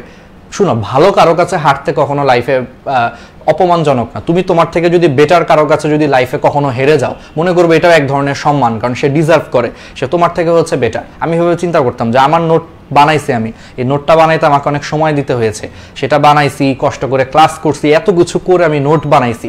আমি যদি সেই নোটটা দিয়ে ভালো না করতে পারি, আমার কোনো একটা ফ্রেন্ড খেলে আমার থেকে ধরো একদিনের জন্য নোট নিছে, নোট নিয়ে সে ওইটা কি পড়ছে সে আমার থেকে ভালো করে ফেললো, তার মানে ডেফিনেটলি সে আমার থেকে বেটার।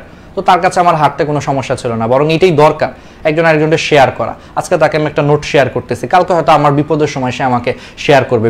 ব্যাপারটা তো এরকমই, মানে মানুষের যে ব্যবহারগুলো, এটা আসলে কি তুমি মানুষের সাথে যেরকম ব্যবহার করবা, তুমিও ঠিক সেই রকম ব্যবহারটাই তুমি রিটার্ন পাবা, ঠিক আছে। তুমি যদি মানুষের সাথে অনেক ভালো ব্যবহার করো, তুমি ম্যাক্সিমাম ক্ষেত্রেই ভালো রিটার্ন পাবা। 2-4 জন এক্সেপশন থাকবে যে তুমি ভালো ব্যবহার করার পরও তোমার সাথে উল্টাপাল্টা করতেছে, এটা সব জায়গায় থাকবে, but overall in the long term বা ধরো ইন দ্য মিন টাইম যদি চিন্তা করো, মোটামুটি তুমি ভালো ব্যবহার পাবা। বাট তুমি যদি মানুষের সাথে হিংসা বিদ্বেষ করো, তুমি জীবনও ভালো ব্যবহার পাবা না, ঠিক আছে, এটা মাথায় রাখবা। আর অলওয়েজ মাথায় রাখবা যে আরেকজনকে হেল্প করলো যদি সে তোমার থেকে ভালো করে, এর মানে এটা না যে তোমার হেল্পের কারণে সে আসলে ভালো করছে, সে এমনিতেও এটা ডিজার্ভ করতো অ্যাকচুয়ালি, ঠিক আছে। এটা একটু মাথায় রেখে হেল্প করবা। হেল্প করতে আসলে লাইফে কখনোই করা লাগে না, একজনকে হেল্প করলে দেখবা যে তোমাদেরও কিন্তু উপকার হয়। অনেক সময় পড়া প্র্যাকটিস হয়, দেখবা তোমাদের স্কুলের অনেক ফ্রেন্ড, কলেজের অনেক ফ্রেন্ড দেখবা তোমার কাছ থেকে পড়া বুঝতে চাচ্ছে। অনেক সময় হইতেই পারে যে আচ্ছা আমি তো এই জিনিসটা বুঝতেছি না, একটু আমারে বল। অনেকে চিন্তা করে ধুর ওরে বলবো, দরকার নেই। কিন্তু তুমি যদি ওরে বলো, তুমি চিন্তা করো যে তোমার কিন্তু একজনকে পড়ানো হচ্ছে, একজনকে পড়াইলে সেই টপিকটা আরো বেশি ক্লিয়ার হয়। এটা কি জানো? এটা করতে পারো চাইলে, যে তুমি একটা টপিক পড়ে তোমার একটা ফ্রেন্ডকে এটা বোঝানোর চেষ্টা করো। জাস্ট একটা, মানে আমি বলতেছি না যেটা করা লাগবে, জাস্ট একটা মানে নমুনা আর কি, যদি কেউ দেখতে চাও, তুমি একটা জিনিস ভালো মতো বুঝে পড়ে তোমার ফ্রেন্ডকে বুঝাও, দেখবো এটা তোমার ফ্রেন্ডে বুঝাইলে তোমারও মাথার মধ্যে এটা গেঁথে গেছে। কারণ তুমি একটা জিনিস পড়ছো, বুঝছো, আরেকজনকে বুঝাইছো, দেখবা সেই জিনিসটা তুমি আর ভুলতেছো না। সেই জন্য যারা টিচার, যারা পড়াশোনা করায়, ওরা দেখবা যে বাংলাদেশের যত চাকরি পরীক্ষা আছে, বিসিএস পরীক্ষা বলা হয়, যত কিছু বলা হয়, দেখবা সেখানে টিচাররা কিন্তু আসলে ভালো করে। কেন ভালো করে? কারণ একটা টিচার সে শুধু নিজে পড়ে না, সে স্টুডেন্টদেরকে পড়াচ্ছে, অনেক কিছু করাচ্ছে। যেমন আমি তোমাদেরকে ফিজিক্স, কেমিস্ট্রি যা যা পড়াইছি, অনেক কিছুই বছর আমাদের বিসিএস পরীক্ষায় আসছে। ন্যানো পার্টিকেল নিয়ে প্রশ্ন আসছে, যেটা আমরা তোমাদেরকে পড়াবো। কেমিস্ট্রির ওই যে অর্থনৈতিক রসায়ন একটা চ্যাপ্টার আছে না, অর্থনৈতিক রসায়নের শেষের দিকে হচ্ছে তোমার ন্যানো পার্টিকেল নিয়ে একটা কথা বলা আছে, সেখান থেকে প্রশ্ন আসছে এবার বিসিএসে। সো আমি তোমাদেরকে এটা প্রত্যেক বছরই পড়াই, এই জন্য আমার জন্য এগুলো অ্যান্সার করাটা একবার ইজি হয়েছে, কারণ আমি কিন্তু এগুলো পারি, তোমাদেরকে আমি পড়াই সারা বছর, এগুলো থেকে প্রশ্ন আসছে। এই জন্য দেখবা যে কোনো পরীক্ষাতেও আসলে এই টিচাররাই ভালো করে। এই জন্য টিচার বলতে যারা এরকম বিভিন্ন স্টুডেন্ট পড়ায় বা এই লাইনে যারা পড়ালেখা করে, ওরা দেখবা বেশি ভালো করে, কারণ ওরা প্র্যাকটিসের মধ্যে থাকে। তুমি একটা অঙ্ক মনে করো স্টুডেন্টদেরকে পড়াচ্ছ বছরের পর বছর, দেখবে সেই অঙ্ক তুমি একবারে মাস্টার হয়ে গেছো, অঙ্ক তুমি আর ভুল করতেছো না, ঠিক আছে। এরকম আর কি ব্যাপার, বুঝছো? এটা সুবিধা। আমার অনেক ফ্রেন্ড আছে মেডিকেলে, যারা আসলে এইভাবে মনে করো যে ওইভাবে হয়তো পড়ায় না, সবাই তো আসলে সেম না, ওরা হয়তো এইভাবে পড়ায় না। আমি আমার এই ফ্রেন্ডদেরকে দেখছি এবার বিসিএস ওদের অনেক সমস্যা হয়েছে। কেন সমস্যা হয়েছে? কারণ আর ওই যে কাউকে পড়ায় নাই, এই জন্য ওরা হচ্ছে ধরো সায়েন্সের সাবজেক্ট, তারপরে হচ্ছে ম্যাথ, এগুলো ভুলে গেছে। কারণ না পড়াইলে তুমি যত ট্যালেন্টেড, যত ব্রিলিয়ান্টই হও না কেন, তুমি ভুলে যাবা, কারণ মেডিকেলে তো কোনো ম্যাথ নাই। সো তুমি যদি কাউরে ম্যাথ না পড়াও, তোমার ম্যাথ হচ্ছে মনে থাকবে না। প্র্যাকটিস না করতে করতে তুমি ভুলে যাবা, সূত্র ভুলে যাবা, প্র্যাকটিস না করতে করতে, ঠিক আছে। তারপরে হচ্ছে ধরো সায়েন্সের জিনিসগুলো, ফিজিক্স, কেমিস্ট্রি তো আর মেডিকেলে কাজে লাগে না, সত্যি কথা। সো তুমি যদি কাউরে না পড়াও, এই 5-6 বছর পরে আমার সেই ফ্রেন্ডগুলো বিসিএস দিয়ে দেখতেছে যে এখন তাদের ফিজিক্স, কেমিস্ট্রি অনেক কঠিন লাগতেছে, কারণ তারা অনেকদিন ধরে পড়ায় নাই। তো এই জিনিসটার জন্য তারা একটু পিছিয়ে গেছে এই বছর, ঠিক আছে। এই জন্য পড়ানোটা খারাপ না, তুমি পড়াইলে সেটা লাইফের কোনো না কোনো সময় কাজে লাগে, বুঝছো? আচ্ছা, এবার আসো ফ্যারাডের তড়িৎ বিশ্লেষণের হলো প্রথম সূত্র। তাহলে ফ্যারাডের তড়িৎ বিশ্লেষণের প্রথম সূত্র। আচ্ছা, এখানে একটা চমৎকার কথা আছে। ফ্যারাডে আসলে কি জানো, এটা হচ্ছে আমার বন্ধু ছিল এককালে, ওর নাম ছিল ফরিদ, বুঝছো? ওর নাম ছিল হচ্ছে ফরিদ। তো সে ছোটবেলায় হচ্ছে আমার খুব ঘনিষ্ঠ একজন বন্ধু ছিল, কিন্তু পরবর্তীতে সে আমেরিকা চলে গেছে, বুঝছো? আমেরিকা চলে যে এখন সে দেখছে যে মানুষকে পরিচয় দিচ্ছে, হাই আই এম ফরিদ। এখন দেখছে যে সে ফরিদ বললে কেউ তারা পাত্তা দিচ্ছে না। সে চিন্তা করলো, না তাহলে ফরিদ রাখা যাবে না, ফরিদ নামটা জানি কেমন কেমন বাঙালি বাঙালি শোনায়। তো আমেরিকায় যে বাঙালি বাঙালি নাম বললে কেউ পাত্তা দিচ্ছে না, তো তাকে জাতে উঠতে হবে। তো জাতে উঠার জন্য সে তখন তার নামটাকে পাল্টায় কি করে ফেললো, ফরিদ থেকে সে হয়ে গেল ফ্যারাডে, ঠিক আছে? তো তারপর থেকে সে পরিচয় দেওয়া শুরু করলো, হাই আই এম ফ্যারাডে। তারপর থেকে সে একটু পাত্তা পাওয়া শুরু করলো। তো আমার বন্ধু যে ফরিদ, ঠিক আছে, সে হচ্ছে অনেক চালাক একটা পার্সন ছিল। সে একটা সূত্র আবিষ্কার করছে যে তড়িৎ বিশ্লেষণের মধ্য দিয়ে তড়িৎ চলাচলকালে আয়ন দ্বারা হচ্ছে তোমার জারণ বিজারণ ঘটে। তাহলে তড়িৎ বিশ্লেষ্য যৌগটি হচ্ছে উপাদানে বিশ্লেষিত হয়, এরূপ পরিবর্তনকে তড়িৎ বিশ্লেষণ বলে। তাহলে তড়িৎ বিশ্লেষণের ক্ষেত্রে ফ্যারাডের বেশ কিছু সূত্র আছে। আচ্ছা, তড়িৎ বিশ্লেষণ এটা একটা প্রক্রিয়া, যেই প্রক্রিয়াতে হচ্ছে তোমার তড়িৎ বিশ্লেষণের মধ্য দিয়ে তড়িৎ চলাচলকালে হচ্ছে তোমার আয়নদ্বয়ের জারণ বিজারণ বিক্রিয়ার মাধ্যমে তড়িৎ বিশ্লেষ্য যে যৌগটা সেটা তার উপাদানে বিশ্লেষিত হয়। এই পরিবর্তনটাকে তোমার বলা হয় তড়িৎ বিশ্লেষণ। আচ্ছা, ওরা কি বোঝানোর চেষ্টা করছে চলো আমরা দেখি। আমরা এটা আসলে অলরেডি বুঝায় ফেলছি। দেখো, আমরা একটু আগে তোমাদেরকে পড়াইছিলাম যে ধরো সোডিয়াম ক্লোরাইড, আমি যখন সোডিয়াম ক্লোরাইডের মধ্য দিয়ে বিদ্যুৎ চালনা করব, বাইরে থেকে ব্যাটারির মাধ্যমে যদি সোডিয়াম ক্লোরাইডের মধ্যে যদি বিদ্যুৎ দেই, তাহলে কি হবে, সোডিয়াম আয়ন ইলেকট্রন গ্রহণ করে সোডিয়াম ধাতুতে পরিণত হচ্ছে, ক্লোরাইড আয়ন ইলেকট্রন ত্যাগ করে ক্লোরিনে কনভার্ট হচ্ছে। যদি আমি 2 দিয়ে গুণ করি, 2 দিয়ে গুণ করলে এটা হচ্ছে ক্লোরিন অণুতে কনভার্ট হচ্ছে।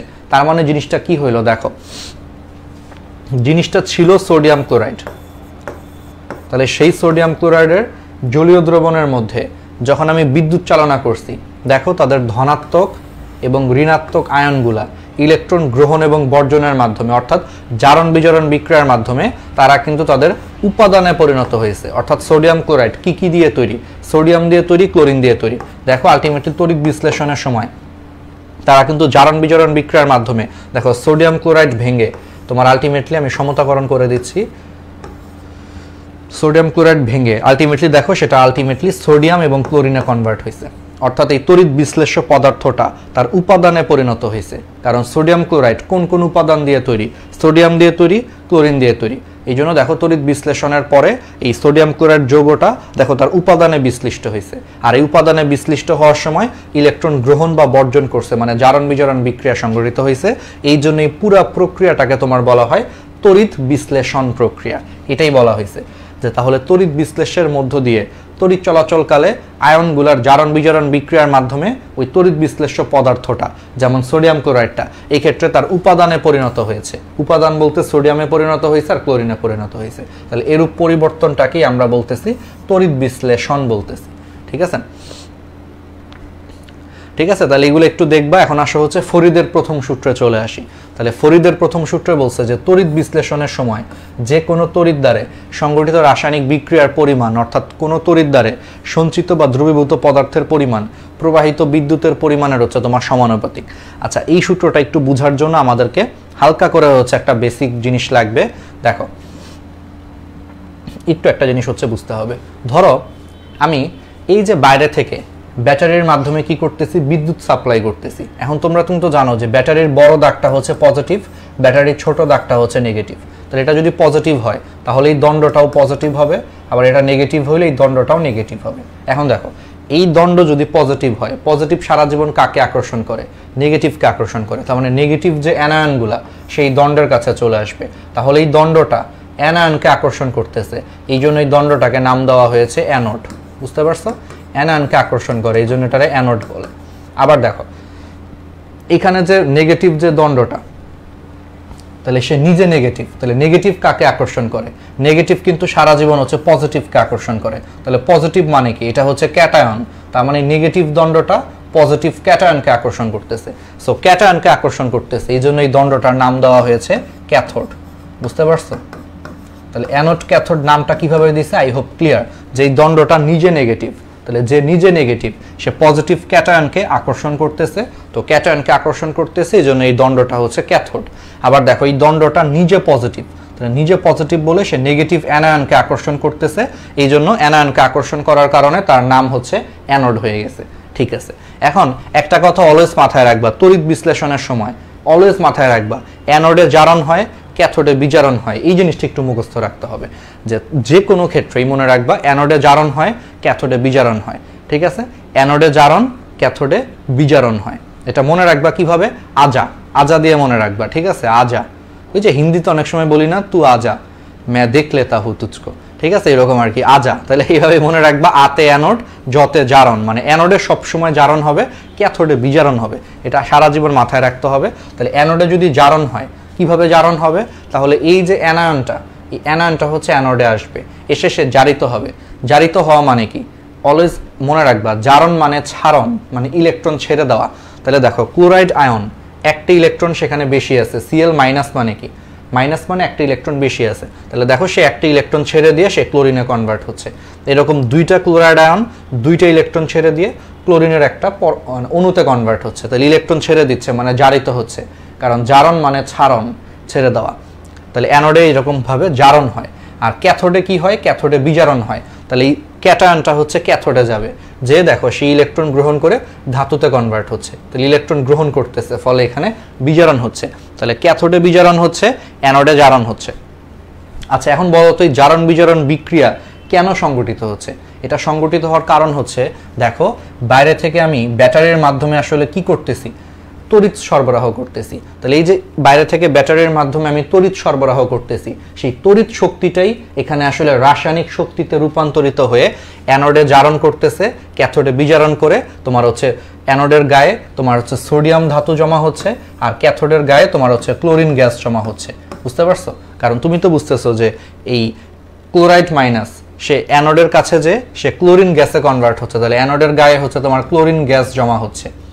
আর ক্যাথোডের কাছে এই ক্যাটায়ন যাচ্ছে, ক্যাটায়ন যে সে ইলেকট্রন গ্রহণ করে সোডিয়াম ধাতুতে পরিণত হয়ে সে ক্যাথোডের গায়ে জমা হচ্ছে।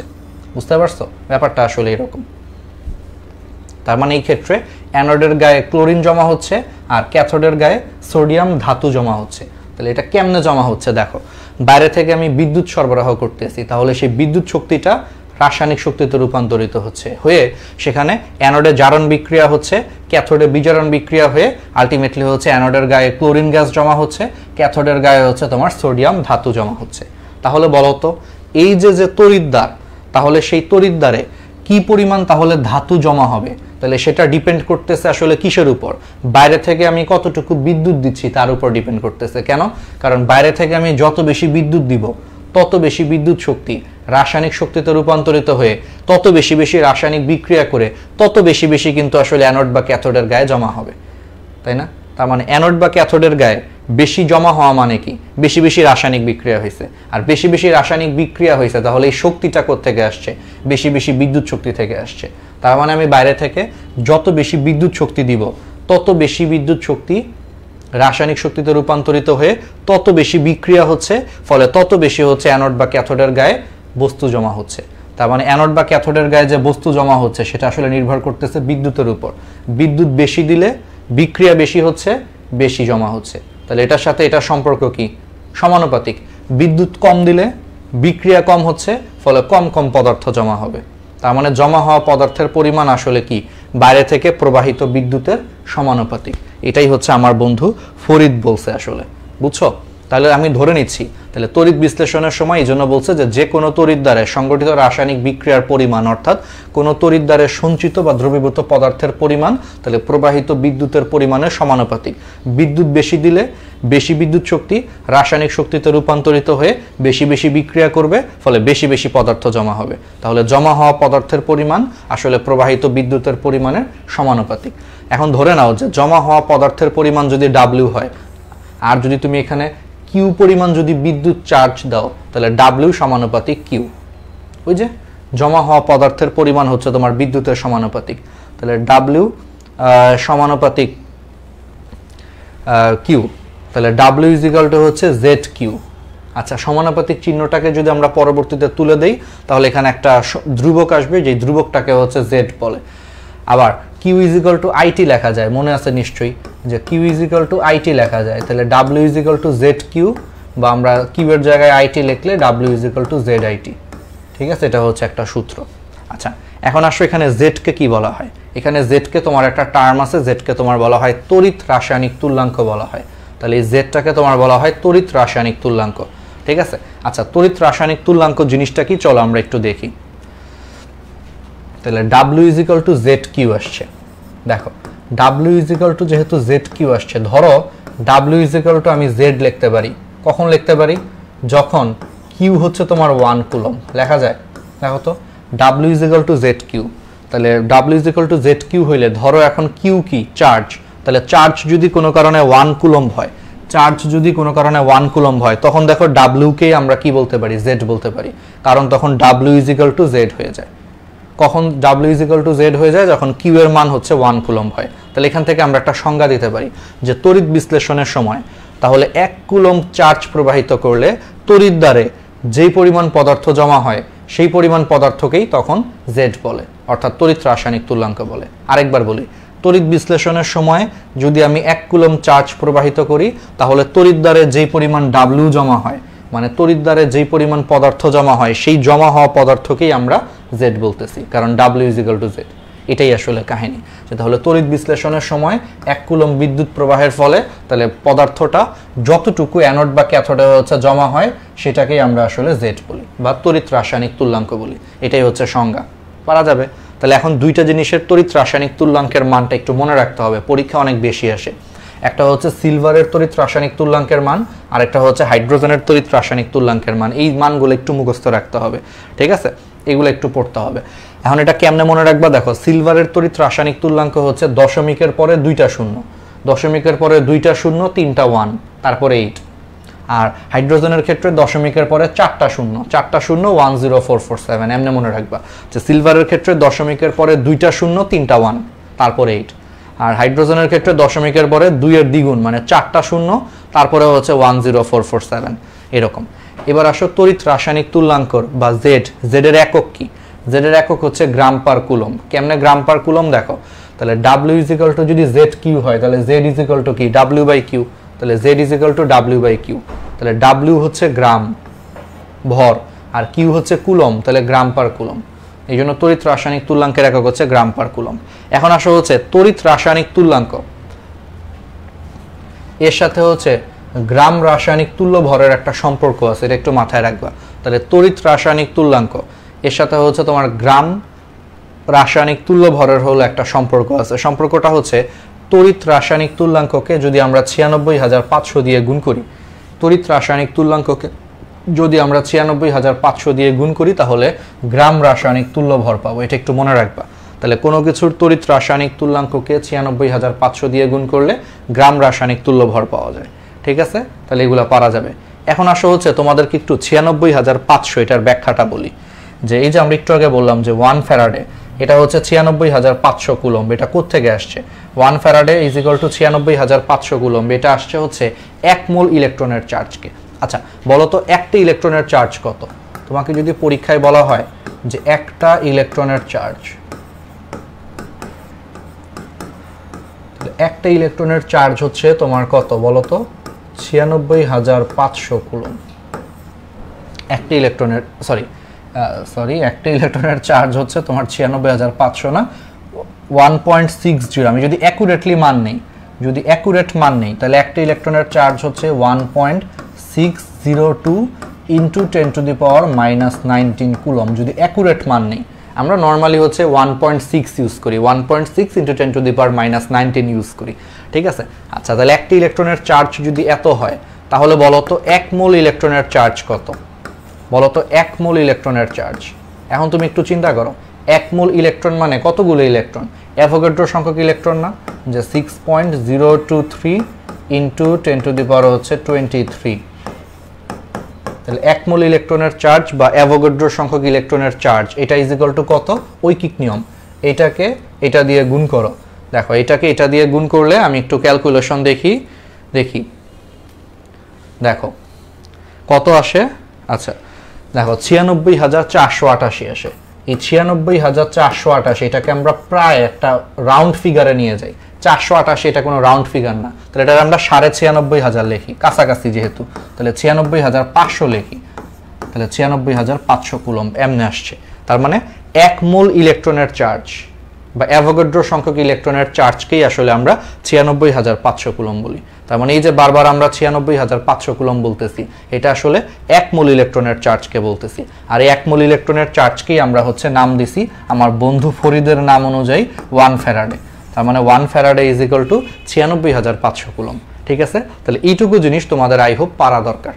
তাহলে কি কঠিন লাগতেছে? তাহলে 1 ফ্যারাডে ইজ ইকুয়াল টু কত হবে? 96,500 কুলম্ব। আর জিনিসটা কি তাহলে?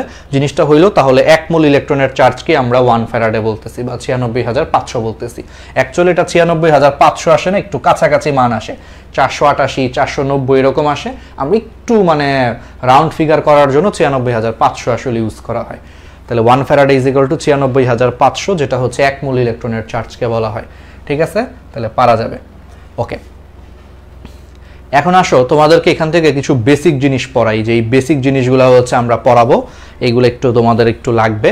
আচ্ছা, তার আগে আমরা একটু ফ্যারাডের সূত্রের প্রযোজ্যতা এবং সীমাবদ্ধতাটা নিয়ে একটু আলোচনা করি, যে কখন কখন ফ্যারাডের সূত্র প্রযোজ্য হয় আর কখন কখন হচ্ছে তোমার একটু ঝামেলা হয়। ঠিক আছে, ওকে, ঠিক আছে। তাহলে এখন একটু দেখো, তাহলে কখন কখন এটা প্রযোজ্য হয়, তাহলে আমরা একটু দেখি। প্রযোজ্যতা আর হচ্ছে তোমার সীমাবদ্ধতা। তাহলে প্রযোজ্যতাটা হচ্ছে ফার্স্টে ফ্যারাডের যে সূত্রটা, সেটা হচ্ছে তড়িৎ বিশ্লেষ্য দ্রবণে ও গলিত তড়িৎ বিশ্লেষের ক্ষেত্রে সমভাবে প্রযোজ্য। তার মানে ফ্যারাডের সূত্র হচ্ছে তোমার তড়িৎ বিশ্লেষ্য দ্রবণের ক্ষেত্রে প্রযোজ্য, এটা মাথায় রাখবা। সেকেন্ড জিনিসটা হচ্ছে ফ্যারাডের সূত্রের উপর চাপ এবং দ্রবণের ঘনমাত্রার কোনো প্রভাব নেই, শুধুমাত্র তাপের প্রভাব আছে। ঠিক আছে, এই দুটো জিনিস মনে রাখবা। তার মানে চাপ এবং ঘনমাত্রার কোনো প্রভাব নাই, শুধু তাপের প্রভাব আছে। এটা হচ্ছে প্রযোজ্যতা। আর সীমাবদ্ধতা কি? সীমাবদ্ধতাটা হচ্ছে ফ্যারাডের সূত্র শুধু তড়িৎ বিশ্লেষ্য পরিবাহীর ক্ষেত্রে প্রযোজ্য, কিন্তু ইলেকট্রনীয় পরিবাহীর ক্ষেত্রে প্রযোজ্য নয়। কারণ ইলেকট্রনীয় পরিবাহীর ক্ষেত্রেই যে আমরা বলছিলাম কুলম্বের সূত্র আর হচ্ছে ওহমের সূত্র, এগুলো হচ্ছে প্রযোজ্য। ঠিক আছে, আবার যেসব ক্ষেত্রে শতভাগ তড়িৎ বিশ্লেষ্য পদ্ধতিতে তড়িৎ প্রবাহিত হয়, মানে 100% যদি তড়িৎ বিশ্লেষ্য পদ্ধতিতে তোমার তড়িৎ প্রবাহিত হয়, তাহলে সেসব ক্ষেত্রেই হচ্ছে ফ্যারাডের সূত্র শতভাগ প্রযোজ্য। ঠিক আছে, আর কোনো তড়িৎ বিশ্লেষ্যে যদি একসাথে একাধিক জারণ বিজারণ হয়, মানে একসাথে একটা জারণ বিজারণ না হয়ে যদি একসাথে একাধিক জারণ বিজারণ হয়, তাহলে ফ্যারাডের সূত্রের গণনার ক্ষেত্রে ত্রুটি ঘটবে। তার মানে কোনো তড়িৎ বিশ্লেষ্য পদার্থে যদি একসাথে একের বেশি জারণ বিজারণ হয়, সেই ক্ষেত্রে ফ্যারাডের সূত্র কিন্তু ঠিকমতো রেজাল্ট দিবে না, এটা একটু মাথায় রাখতে হবে। তার মানে একসাথে একটাই জারণ বিজারণ বিক্রিয়া হইতে হবে, তাহলে সে রেজাল্টটা ঠিকমতো দিতে পারবে। ঠিক আছে, আর ফ্যারাডের সূত্র শুধু তড়িৎ বিশ্লেষ্যের ক্ষেত্রে প্রযোজ্য। তার মানে তোমরা একটা কথায় মাথায় রাখবা যে তড়িৎ বিশ্লেষ্য হলেই ফ্যারাডের সূত্র, তড়িৎ বিশ্লেষ্য বাদে অন্য যে কোনো সূত্র হোক সেখানে ফ্যারাডের সূত্র কাজ করবে না, এটুকু মাথায় রাখলেই হবে। ওকে, এখন আসা হচ্ছে এখান থেকে একটু বুঝার আছে, একটু হালকা করে বুঝার আছে। দেখো দেখো একটু বুঝার আছে। দেখো সিলভার, দেখো সিলভার প্লাস, দেখো সে একটা ইলেকট্রন গ্রহণ করে সে একটা সিলভারে কনভার্ট হয়। তাহলে আমারে বলো তো, দুইটা সিলভার প্লাস দুইটা ইলেকট্রন গ্রহণ করে দুইটা সিলভারে কনভার্ট হয়, তাহলে ঠিক তেমনিভাবে 1 মোল সিলভার আয়ন 1 মোল ইলেকট্রনের সমপরিমাণ চার্জ গ্রহণ করে 1 মোল সিলভার ধাতুতে কনভার্ট হয়। তাহলে এখান থেকে কি আমরা বলতে পারি যে 1 মোল সিলভার ধাতু পাওয়ার জন্য আমাদের আসলে 1 মোল ইলেকট্রনের চার্জ দরকার। আর 1 মোল ইলেকট্রনের চার্জকে আমরা 1 ফ্যারাডে বলি। দ্যাট মিন্স 1 ফ্যারাডে যদি আমি বিদ্যুৎ প্রবাহ করি, 1 ফ্যারাডে বিদ্যুৎ প্রবাহিত করলে আমি এখানে তড়িৎ বিশ্লেষণের সময় 1 মোল সিলভার পাবো, 1 মোল সিলভার পাবো। সেইভাবে তাহলে আমারে বলো তো, ঠিক আছে, তাহলে দেখো এই যে এই জিনিসটাই বলা হয়েছে। তাহলে 1 মোল ইলেকট্রনের মোট চার্জ হলো 96,500 কুলম্ব। এই পরিমাণ বিদ্যুৎ চার্জকে 1 ফ্যারাডে চার্জ বলা হয় এবং একে F দ্বারা চিহ্নিত করা হয়। তাহলে 1 Faraday is equal two 96,500 coulomb বিদ্যুৎ চার্জ। তার মানে 1 মোল সিলভার উৎপাদনের জন্য তড়িৎ বিশ্লেষণের সময় আমাদের 1 ফ্যারাডে বিদ্যুৎ চার্জ হচ্ছে প্রয়োজন। ঠিক আছে, তাহলে পারা যাবে। আচ্ছা, তো এইটুকু জিনিস আমরা বুঝছি। আচ্ছা, ফ্যারাডের সূত্রের তাৎপর্য, আচ্ছা তাৎপর্যগুলো দরকার নেই, আমি তোমাদেরকে আরেকটা হালকা করে একটা জিনিস বুঝাই, একটু এটা কাজে লাগবে হালকা করে। তাহলে এইটুকু তো বুঝছি। এখন আসো তাহলে বলো তো সোডিয়ামের ক্ষেত্রে তাহলে কি? দেখো সোডিয়াম প্লাস একটা ইলেকট্রন গ্রহণ করে একটা সোডিয়ামে কনভার্ট হয়। তাহলে এইভাবে আমরা বলতে পারি না যে 1 মোল সোডিয়াম প্লাস তাহলে 1 মোল ইলেকট্রন গ্রহণ করে তাহলে 1 মোল সোডিয়াম ধাতুতে পরিণত হয়। তার মানে তড়িৎ বিশ্লেষণের সময় 1 মোল সোডিয়াম ধাতু পাওয়ার জন্য আমাদের 1 মোল ইলেকট্রনের চার্জ লাগে, তাই না? আর 1 মোল ইলেকট্রনের চার্জকেই তোমার বলা হয় 1 ফ্যারাডে। তার মানে 1 ফ্যারাডে চার্জ দিলে তুমি 1 মোল সোডিয়াম ধাতু পাবা তড়িৎ বিশ্লেষণের সময়। এবার তুমি একটু চিন্তা করো, এটা ক্যালসিয়ামের ক্ষেত্রে চিন্তা করো, তাহলে ক্যালসিয়াম 2+, দেখো তো তাহলে সে 2টা ইলেকট্রন গ্রহণ করলে সে কিসে কনভার্ট হচ্ছে? ক্যালসিয়ামে কনভার্ট হচ্ছে। তাহলে এবার একটু এটার ক্ষেত্রে চিন্তা করো যে দেখো তাহলে একটা ক্যালসিয়াম 2+, 2টা ইলেকট্রন গ্রহণ করে একটা ক্যালসিয়াম ধাতুতে পরিণত হয়। তাহলে সেইভাবে যদি আমরা চিন্তা করি যে 1 মোল ক্যালসিয়াম 2+, তার মানে হলো 2 মোল ইলেকট্রন গ্রহণ করে 1 মোল ক্যালসিয়াম ধাতুতে পরিণত হচ্ছে। তার মানে 1 মোল ক্যালসিয়াম পাওয়ার জন্য আমাদের এখানে 2 মোল ইলেকট্রনের চার্জ দরকার। আর 2 মোল ইলেকট্রনের চার্জ মানে কি? তাহলে 2 ফ্যারাডে। তার মানে 2 ফ্যারাডে চার্জ প্রবাহ করলে আমরা তড়িৎ বিশ্লেষণের সময় 1 মোল ক্যালসিয়াম পাই। তাহলে কি বেসিকগুলো বুঝতেছো? পরীক্ষায় কিন্তু এভাবে আসবে যে 1 মোল ক্যালসিয়াম পাওয়ার জন্য তড়িৎ বিশ্লেষণের সময় কত ফ্যারাডের চার্জ দরকার? অ্যান্সার হচ্ছে 2 ফ্যারাডে। এগুলো কিন্তু সরাসরি মেডিকেলের প্রশ্ন আসবে, এগুলো একটু না বুঝলে কিন্তু অ্যান্সার করতে পারবো না। সেমভাবে দেখো অ্যালুমিনিয়াম 3+, 3টা ইলেকট্রন গ্রহণ করে অ্যালুমিনিয়ামে কনভার্ট হয়। তাহলে বুঝতেই পারতেছো যে 1 মোল অ্যালুমিনিয়াম 3+, 3 মোল ইলেকট্রন গ্রহণ করে 1 মোল হচ্ছে তোমার অ্যালুমিনিয়াম ধাতুতে কনভার্ট হচ্ছে। তার মানে 1 মোল অ্যালুমিনিয়াম পাওয়ার জন্য তোমার হচ্ছে 3 মোল কি লাগতেছে? 3 মোল ইলেকট্রনের চার্জ লাগতেছে, তার মানে 3 ফ্যারাডে। তাহলে 3 ফ্যারাডের মাধ্যমে আমরা কি পাচ্ছি? 1 মোল অ্যালুমিনিয়াম পাচ্ছি। বুঝা গেছে? তাহলে 3 ফ্যারাডের মাধ্যমে আমরা হচ্ছে 1 মোল কি পাচ্ছি? অ্যালুমিনিয়াম পাচ্ছি। তাহলে কি পারবা? ওকে, এখান থেকে আরেকটা বেসিক আছে, বলো তো 1 মোল অ্যালুমিনিয়াম মানে কতটুকু অ্যালুমিনিয়াম? অ্যালুমিনিয়ামের পারমাণবিক ভর আমরা কিন্তু জানি যে মোল 1 মোল মানে কি? আসলে পারমাণবিক ভর বা আণবিক ভর বোঝায়। এখন ধাতুর ক্ষেত্রে একটা কথা মাথায় রাখবা যে ধাতুর ক্ষেত্রে নরমালি ওদের একটা পরমাণু একটা অণুর মতো আচরণ করে, ঠিক আছে? তাহলে ধাতুর ক্ষেত্রে একটা সিঙ্গেল পরমাণু একটা সিঙ্গেল অণুর মতো আচরণ করে। এই জন্য ধাতুর পারমাণবিক ভর আর আণবিক ভর সেম ধাতুর ক্ষেত্রে। যেমন অ্যালুমিনিয়ামের একটা পরমাণু কিন্তু অ্যালুমিনিয়ামের একটা অণু হিসেবেও আচরণ করতে পারে, ঠিক আছে? এই জন্য ধাতুর ক্ষেত্রে পারমাণবিক ভর বা আণবিক ভর হচ্ছে সেম। তাহলে অ্যালুমিনিয়ামের পারমাণবিক ভর বা আণবিক ভর তুমি যাই বলো সেটা হলো 27। এই জন্য 1 মোল অ্যালুমিনিয়াম মানে কতটুকু অ্যালুমিনিয়াম বলো তো? 27 গ্রাম অ্যালুমিনিয়াম। এটা তো আমরা বেসিক পড়ছি, জানি তো আমরা যে 1 মোল মানে তাহলে পারমাণবিক ভর বোঝায়। তাহলে 1 মোল অ্যালুমিনিয়াম মানে হচ্ছে 27 গ্রাম অ্যালুমিনিয়াম। তার মানে 27 গ্রাম অ্যালুমিনিয়াম পাওয়ার জন্য তোমাকে 3 ফ্যারাডে হচ্ছে বিদ্যুৎ দিতে হবে, ঠিক আছে? সেমভাবে তুমি চিন্তা করো 1 মোল ক্যালসিয়াম মানে আসলে 40 গ্রাম ক্যালসিয়াম, কারণ ক্যালসিয়ামের পারমাণবিক ভর হচ্ছে 40। তাহলে 40 গ্রাম ক্যালসিয়াম পাওয়ার জন্য তোমাকে 2 ফ্যারাডে পরিমাণ চার্জ সরবরাহ করতে হবে।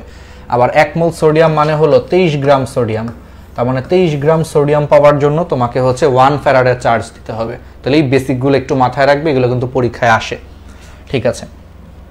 তাহলে এগুলো পারলে এখন আসো ফ্যারাডের সূত্রের তাৎপর্য। এগুলো কিছুই লাগবে না, খালি 2-1টা জিনিস পড়বা, এলা জাস্ট রিডিং দিবা, বুঝছো? একবার ইজি জিনিস। খালি এখান থেকে একটা জিনিস মনে রাখবা, ফ্যারাডের সূত্রের মাধ্যমে হচ্ছে 1 মোল ইলেকট্রনের চার্জ বের করতে পারছে। এটাই আসলে একটা কাহিনী, ঠিক আছে? 1 মোল ইলেকট্রনের চার্জ বের করতে পারছে, যে এই জিনিসটা ইম্পর্টেন্ট, এটা পরীক্ষায় আসে আসলে। দেখো এই যে এটা তো এখন বুঝাই দিলাম যে সিলভার প্লাস একটা ইলেকট্রন গ্রহণ করে একটা সিলভার হয়, তার মানে 1 ফ্যারাডে চার্জ দিলে 1 মোল সিলভার পাওয়া যায়। আবার কপার 2+, যেহেতু এটা 2+, তাহলে এখানে 2 মোল ইলেকট্রন লাগে, তাহলে 2 ফ্যারাডে চার্জ দিলে 1 মোল কপার পাওয়া যায়। সেমভাবে দেখো ক্রোমিয়াম 3+, এইমাত্র পড়াইছি, তাহলে 3 মোল ইলেকট্রন লাগতেছে, তার মানে 3 ফ্যারাডের চার্জ দিলে তুমি 1 মোল ক্রোমিয়াম পাবা। ব্যাপারটা হচ্ছে এরকম। তার মানে এই যে দেখো এখান থেকে ওর একটা সূত্র বের করছে, সূত্রটা একবারে ইজি। তাহলে 1 মোল একক ধনাত্মক আয়ন থাকলে, তাহলে 1 মোল একক ধনাত্মক আয়নকে বিজারিত করতে তাহলে 1 ফ্যারাডে বিদ্যুৎ প্রয়োজন, নিজেই বুঝতেছো। তারপরে 1 মোল দ্বি ধনাত্মক আয়নকে অর্থাৎ 2+ কে বিজারিত করতে 2 ফ্যারাডে বিদ্যুৎ প্রয়োজন, আমরা পড়াইছি।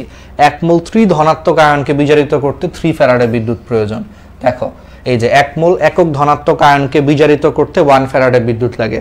দেখো 1 মোল দ্বি ধনাত্মক আয়নকে বিজারিত করতে 2 ফ্যারাডে বিদ্যুৎ লাগে। 1 মোল 3 ধনাত্মক আয়নকে বিজারিত করতে 3 ফ্যারাডে বিদ্যুৎ লাগে। এটাই আর কি বলছে ওরা, ঠিক আছে? এক্সাম্পল এগুলো কিন্তু আসে এমসিকিউতে। ব্যাস, তাহলে হচ্ছে পড়বা, এগুলো আর কিছু লাগবে না, এগুলো হাবিজাবি লাগবে না। 1 মোল ইলেকট্রনের চার্জটাকে এই যে 1 ফ্যারাডে বলা হয়। এই লাইনগুলো পরীক্ষায় বেশি ইম্পর্টেন্ট, পরীক্ষায় চলে আসে এগুলা। এখন আসলে হচ্ছে ফ্যারাডের সূত্র দিয়ে হচ্ছে তোমার হয়তো কিছু অঙ্ক টঙ্ক আসতে পারে, ছোটোখাটো কিছু অঙ্ক। এখন ছোটোখাটো কিছু অঙ্ক আমি তোমাকে বলে আসলে কেমনে আসবে, খুব সিম্পল, সরাসরি তোমাকে এইভাবে বলবে যে বলতো ক্রোমিয়ামের পারমাণবিক ভর কত। ক্রোমিয়ামের পারমাণবিক ভর হচ্ছে 52। চলো তোমাদেরকে আমরা একটা অঙ্ক দিই। ধরো মেডিকেল ভর্তি পরীক্ষায় সরাসরি এরকম প্রশ্ন আসবে, কারণ ফ্যারাডের সূত্রের যে ম্যাথগুলা, এগুলার ম্যাথগুলা দেখবা যে নর্মালি ক্যালকুলেটর ছাড়া সলভ করা যায় না। সো ম্যাথগুলা যেহেতু ক্যালকুলেটর ছাড়া সলভ করা যায় না, এই জন্য এখান থেকে খুব একটা ম্যাথ আসে না, কিন্তু আসলে দুই একটা চালাকি করে ম্যাথ দিতে পারে, যেটা হচ্ছে খুব চমৎকার আর কি টপিক। দেখো তোমাকে হঠাৎ করে পরীক্ষায় বলতে পারে যে 52 গ্রাম ক্রোমিয়াম পাওয়ার জন্য কত ফ্যারাডে বিদ্যুৎ লাগবে। ধরো পরীক্ষায় বললো বা বলে দিল যে 52 গ্রাম ক্রোমিয়াম পাওয়ার জন্য তড়িৎ দ্বারে কি পরিমাণ বিদ্যুৎ চার্জ সরবরাহ করতে হবে। ধরো এরকম একটা প্রশ্ন দিয়ে দিল, তুমি তো বলবা যে ভাইয়া তো বলছে, আল্লাহ ভাইয়া তো বলছিল যে এখান থেকে কোনো ম্যাথ আসে না, পরীক্ষায় ধরো একটা ম্যাথ দিয়ে দিছে ভুল করে, ধরো ভুল করে একটা ম্যাথ দিয়ে দিছে, তাহলে দিলে এরকম টাইপের ম্যাথ দিবে। এখন সমস্যাটা হয়েছে তুমি ভাবতেছো যে এটা মনে হয় পারা যাবে না, এটা আসলে পারা যাবে। দেখো একটু বুদ্ধি খাটাও। ক্রোমিয়ামের পারমাণবিক ভর কত, 52। তাহলে ক্রোমিয়ামের পারমাণবিক ভর যেহেতু 52, তার মানে 52 গ্রাম ক্রোমিয়াম মানে আসলে হচ্ছে 1 মোল ক্রোমিয়াম। তার মানে আসলে প্রশ্নে ওরা জানতে চাইছে, খুব ট্রিকি একটা প্রশ্ন, এটা কিন্তু খুব ট্রিকি প্রশ্ন, এমনিতে খুব সহজ, কনসেপ্ট ক্লিয়ার থাকলে খুব সহজ, যে 52 গ্রাম ক্রোমিয়াম পাওয়ার জন্য তড়িৎ দ্বারে কি পরিমাণ বিদ্যুৎ চার্জ সরবরাহ করতে হবে। ঠিক আছে, তাহলে তুমি তো ভাবতেছো এটা করা যাবে না, আসলে করা যাবে। দেখো ক্রোমিয়ামের পারমাণবিক ভর হলো 52, তাহলে 52 গ্রাম ক্রোমিয়াম মানে আসলে ওরা 1 মোল ক্রোমিয়ামের জন্য কি পরিমাণ চার্জ লাগবে সেটা জানতে চাইছে। বাকিটা তো খুবই ইজি। দেখো ক্রোমিয়াম হচ্ছে 3+ হয় নর্মালি, তাহলে 3+, তাহলে ওর 3 মোল ইলেকট্রন লাগবে। তাহলে এখান থেকে তুমি সহজেই বুঝতে পারতেছো যে 1 মোল ক্রোমিয়াম বা 52 গ্রাম ক্রোমিয়াম পাওয়ার জন্য তোমাকে হচ্ছে 3 মোল ইলেকট্রন লাগতেছে, তার মানে 3 ফ্যারাডে লাগবে। তাহলে অ্যান্সার হচ্ছে 3 ফ্যারাডে, অথবা তাহলে অ্যান্সার হচ্ছে 3 ফ্যারাডে, অথবা প্রশ্নে দেখবে এরকম থাকবে 3 × 96,500 থাকতে পারে, 3 × 96,500 কুলম থাকতে পারে। তাহলে অ্যান্সার হচ্ছে 3 ফ্যারাডে অথবা 3 × 96,500 কুলম। এই দুইটার যে কোনো একটা দেখবা যে অপশনে থাকবে, এটাই হচ্ছে অ্যান্সার। এইরকম চালাকি করতে পারে। তারপরে আয়রন, আয়রনের পারমাণবিক ভর কত বলো। আয়রনের পারমাণবিক ভর হচ্ছে 55.85, বা এটাকে অনেক সময় 56 ইউজ করি আমরা, 56 ইউজ করি। তাহলে পরীক্ষা এইভাবে প্রশ্ন আসতে পারে যে 56 গ্রাম লোহা পাওয়ার জন্য কতটুকু তোমার চার্জ দরকার, করতে পারবা না, খুব ইজি।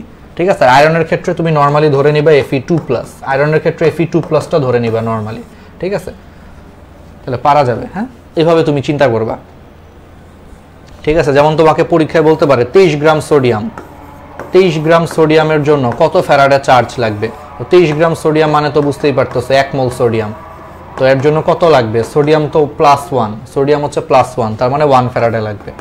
1 ফ্যারাডে বা 96,500, তাহলে 500 কুলম।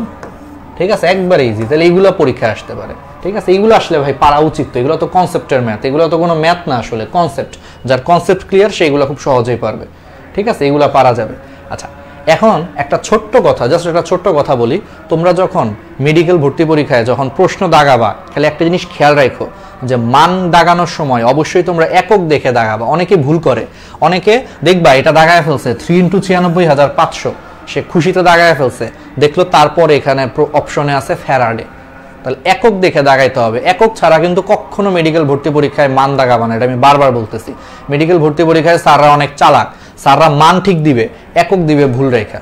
এই জন্য একক দেখে দাগাবা। 3 × 96,500 এটা কখন, যখন একক হচ্ছে কুলম, তো কুলম হইলে এটা অ্যান্সার, কিন্তু 3 ফ্যারাডে কিন্তু, তো একক দেখে দাগাবা। ঠিক আছে, আচ্ছা আজান দিচ্ছে, হ্যাঁ আমরা একটু আজানের পরে কন্টিনিউ করি, 1 মিনিটের ব্রেক নেই, আমরা একটু আজানের পরে কন্টিনিউ করছি। ঠিক আছে,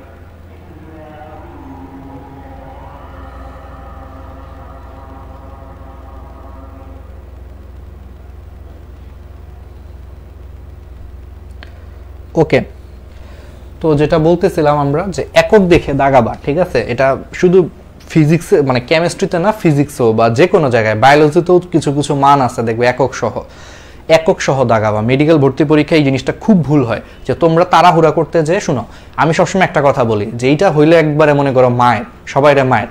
প্রশ্ন পড়ার সময় কিন্তু কোনো তাড়াহুড়া নাই। দুনিয়ায় তুমি যত কাজে তাড়াহুড়া করো না কেন, প্রশ্ন পড়ার সময় এবং উত্তর দাগানোর সময় কোনো তাড়াহুড়া করবা না। কারণ তুমি তাড়াহুড়া করতে যায় ভাই, 2 সেকেন্ড বাঁচাইতে যায় তুমি হচ্ছে একটা ভুল অ্যান্সার করে দিয়ে আসলা, তাহলে তোমার তো মার্কস বাড়লোই না, উল্টা আরো 0.25 মার্কস কিন্তু কাটা গেল, নেগেটিভ খেয়ে গেলা। তাহলে এটা কোনো দরকার আছে? অনেক স্টুডেন্টদেরকে দেখি পরীক্ষা হলে ভাই সে খুব তাড়াহুড়া করে, দরকার কি?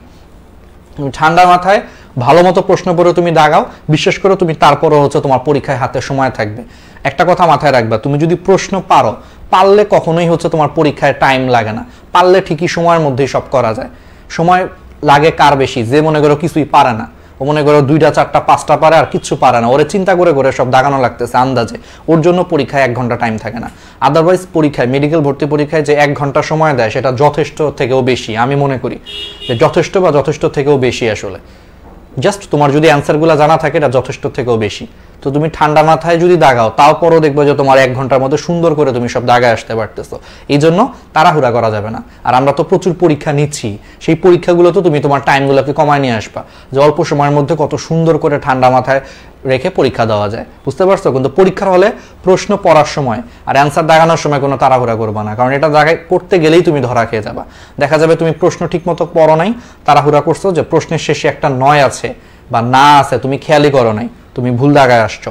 অথবা তুমি প্রশ্ন পড়ছো বাট অ্যান্সার করার সময় যে একক ছিল, একক না দেখেই তুমি 3 × 96,500 দাগায় আসছো, তারপরে তুমি দেখলে যেটার পাশে হচ্ছে ফ্যারাডে লেখা, তাহলে জিনিসটা কিন্তু ভুল হয়ে গেল।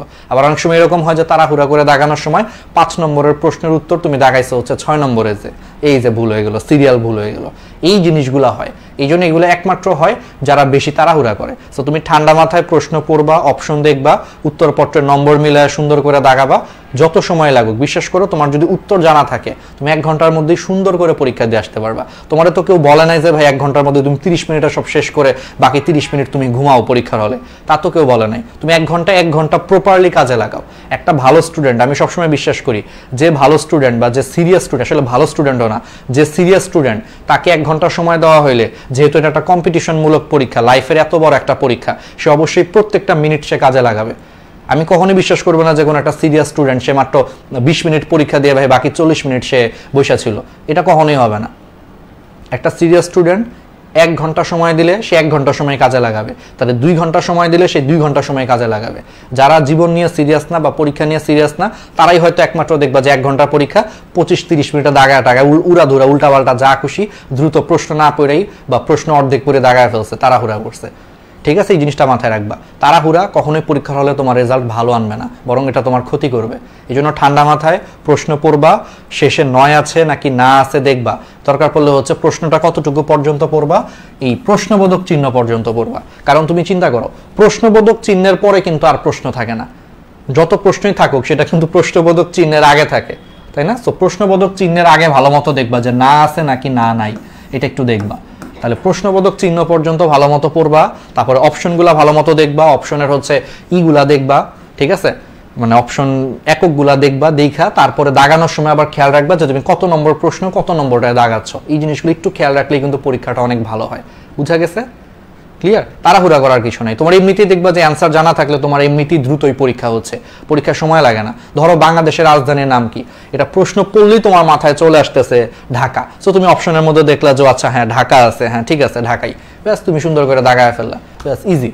বুঝছো? মানে প্রশ্ন উত্তর জানা থাকলে সময় লাগে না, কিন্তু তাড়াহুড়া করা যাবে না। বাংলাদেশের রাজধানীর নাম কি, হ্যাঁ তাড়াতাড়ি তাড়াতাড়ি দাগাইতে যে দেখবা যে তুমি 5 নম্বরে 8 নম্বরে দাগাইছো, এই তো ধরা হয়ে গেছো। বুঝছো? এই জিনিসগুলো মাথায় রাখবা। কিছু টিপস অ্যান্ড ট্রিক্স আছে পরীক্ষার হলে, যেটা এখন সামনে থেকে আমি আরো বেশি বেশি বলবো, কারণ যত পরীক্ষার দিন কাছে আসবে আমরা তোমাদেরকে পরীক্ষার হলে কি করতে হবে, পরীক্ষার হলের 1 ঘন্টা কিভাবে প্রশ্ন দাগাইতে হবে, কোন স্ট্র্যাটেজিতে দাগাইতে হবে, এগুলো নিয়ে তোমাদেরকে আস্তে আস্তে আমরা আরো বেশি বলবো। ঠিক আছে? এইচএসসি এমসিকিউ আসতেছে, সেগুলো নিয়েও আমরা তোমাদেরকে বলবো বা বলতেছি, এগুলো মাথায় রাখবা। নট অনলি মেডিকেল পরীক্ষা, এটা সব জায়গাতেই কিন্তু এইচএসসি এমসিকিউ দিবা সামনে, এমসিকিউ দাগানোর সময় কিন্তু এটা খেয়াল রাখবা যে ভাই তাড়াহুড়া করা যাবে না, তুমি আগে প্রশ্নটা পড়ো, এই প্রশ্নবোধক চিহ্ন পর্যন্ত পড়ো, কি বলছে সেটা বুঝে অপশন দেখে সুন্দর করে হচ্ছে দাগাও। আর দাগানোর সময় অবশ্যই হচ্ছে নম্বর দেখে দাগাবা। প্রত্যেকবারই দেখা যায় যে দাগানোর সময় হচ্ছে 10 নম্বরটা 11 নম্বরে দাগায় অনেকে, এগুলো কিন্তু ভুল হয়। আর অপশন দেখার সময় একটু খেয়াল রাখবা যে এককগুলা, বিশেষ করে যেগুলোর মান আছে, মানের পাশে যদি একক থাকে ভাই, এককটি একটু দাগানোর আগে একবার দেখে নিও যে তোমার অ্যান্সার তোমার মুখস্থ আছে, বুঝলাম। দেখা গেল যে সারা এত বোকা না, সারা ইচ্ছা করে দেখবা যে এককগুলা উল্টাপাল্টা করে দেয়, যে এক তোমার অ্যান্সার হচ্ছে 2 মিটার, সারা দেখবা যে 2 সেন্টিমিটার দিয়ে রাখছে, তুমি খেয়ালও করো নাই, 2 দাগায় দিয়ে আসছো, তারপরে দেখলে এটা সেন্টিমিটার, এই তো ধরা খেয়ে গেল। ঠিক আছে, এই জিনিসগুলো কিন্তু পরীক্ষার হলে খুব কমন মিস্টেক্স। আর একটা পারা জিনিস ভুল করলে আসলে অনেক খারাপ লাগে। এরকম যখন একটা পারা জিনিস দেখবা যে পরীক্ষার হলেই 1-2টা ভুল করছো তাড়াহুড়ার কারণে, দেখবা তোমার পরীক্ষার হলে তোমার আত্মবিশ্বাস একবারে লো হয়ে যাবে। তোমার কাছে মনে হবে যে আমি পারা জিনিসে 1-2টা ভুল দাগাইছি। তখন দেখবা বাকি পরীক্ষাটা, মানে পরীক্ষার বাকি সময়টা তোমার ভালো যাবে না, মাথা গরম হয়ে যাবে দেখবা। ঠিক আছে, এই জন্য একটু ঠান্ডা মাথায় একটু ধীর স্থির ভাবে হচ্ছে প্রশ্ন পড়ে দাগাইতে হয়। আমি সবসময় একটা কথা বলি, প্রশ্ন পড়লে কখনো সময় যায় না, প্রশ্ন ভালো মতো পড়ে ভালো মতো দাগাইলে কখনোই টাইম যায় না। ঠিক আছে, আমি যে বললাম 1 ঘন্টা প্রপারলি কাজে লাগবে, এত ধৈর্য তাড়াহুড়া কেন? ধৈর্য ধরতে হবে। মেডিকেল পরীক্ষা না শুধু, যেমন এই যে আমরা যে মেডিবস এক্সাম নিছি, সেখানেও দেখছি অনেক স্টুডেন্ট ভাই 10 মিনিটে পরীক্ষা দিছে, আমি ধরলাম। এখন অনেকে আমার সাথে পরবর্তীতে তর্কাতর্কি শুরু করছে, না ভাই আমি অনেক জেনুইনলি পরীক্ষা দিছি। এখন একটা ছোট্ট ইনসিডেন্ট বলি, যে অনেকে বলতেছে ভাই আমি অনেক জেনুইনলি পরীক্ষা দিছি হ্যান ত্যান। হয়তো হতে পারে, আমি স্বীকার করলাম বা মেনে নিলাম যে হয়তো 2-1 জন জেনুইনলি পরীক্ষা দিছে, বাট আমাদের এখানে হয়তো বা বাদ পড়ে গেছে সামহাও, আমরা যখন স্ক্রুটিনি করছি। কিন্তু আমারও একটা পাল্টা প্রশ্ন আছে, আমি আমার লাইফে কখনো কোনো সিরিয়াস স্টুডেন্টকে সময়ের আগে কখনো অ্যান্সার সাবমিট করতে দেখি নাই, কারণ এটা একটা প্রতিযোগিতামূলক পরীক্ষা। তো 35 মিনিট তোমাকে আমি সময় দিছি, তুমি কেন আমারে 20 মিনিট অ্যান্সার করে দাগায় দিয়ে আসবে? তোমার সময়ের কি এত মূল্য? মানে এখন আমার কেউ বললো না যে ভাইয়া আমি বাকি 15 মিনিটও পড়াশোনা করছি, না, তোমরা লাইফে বহুত টাইম এমনিতেই নষ্ট করো। তোমরা যারা স্টুডেন্ট আছো তাদের মধ্যে অলমোস্ট সবাই বহুত টাইম, এরকম 15 মিনিট কেন, 20 মিনিট, 25 মিনিট, 1 ঘন্টা, 2 ঘন্টা, 5 ঘন্টা বহুত টাইম নষ্ট করো। সো আমাকে কেউ এই যুক্তি দেখাইতে আসে না যে ভাইয়া সে হয়তো বা 20 মিনিটে পরীক্ষা দিয়ে 15 মিনিট অন্য কোনো কাজ করছে, না। তাড়াহুড়া, মেইন কথা হচ্ছে এত তাড়াহুড়া কেন? কোনো সিরিয়াস স্টুডেন্টকে আমি কখনো লাইফে এত তাড়াহুড়া করতে দেখি নাই।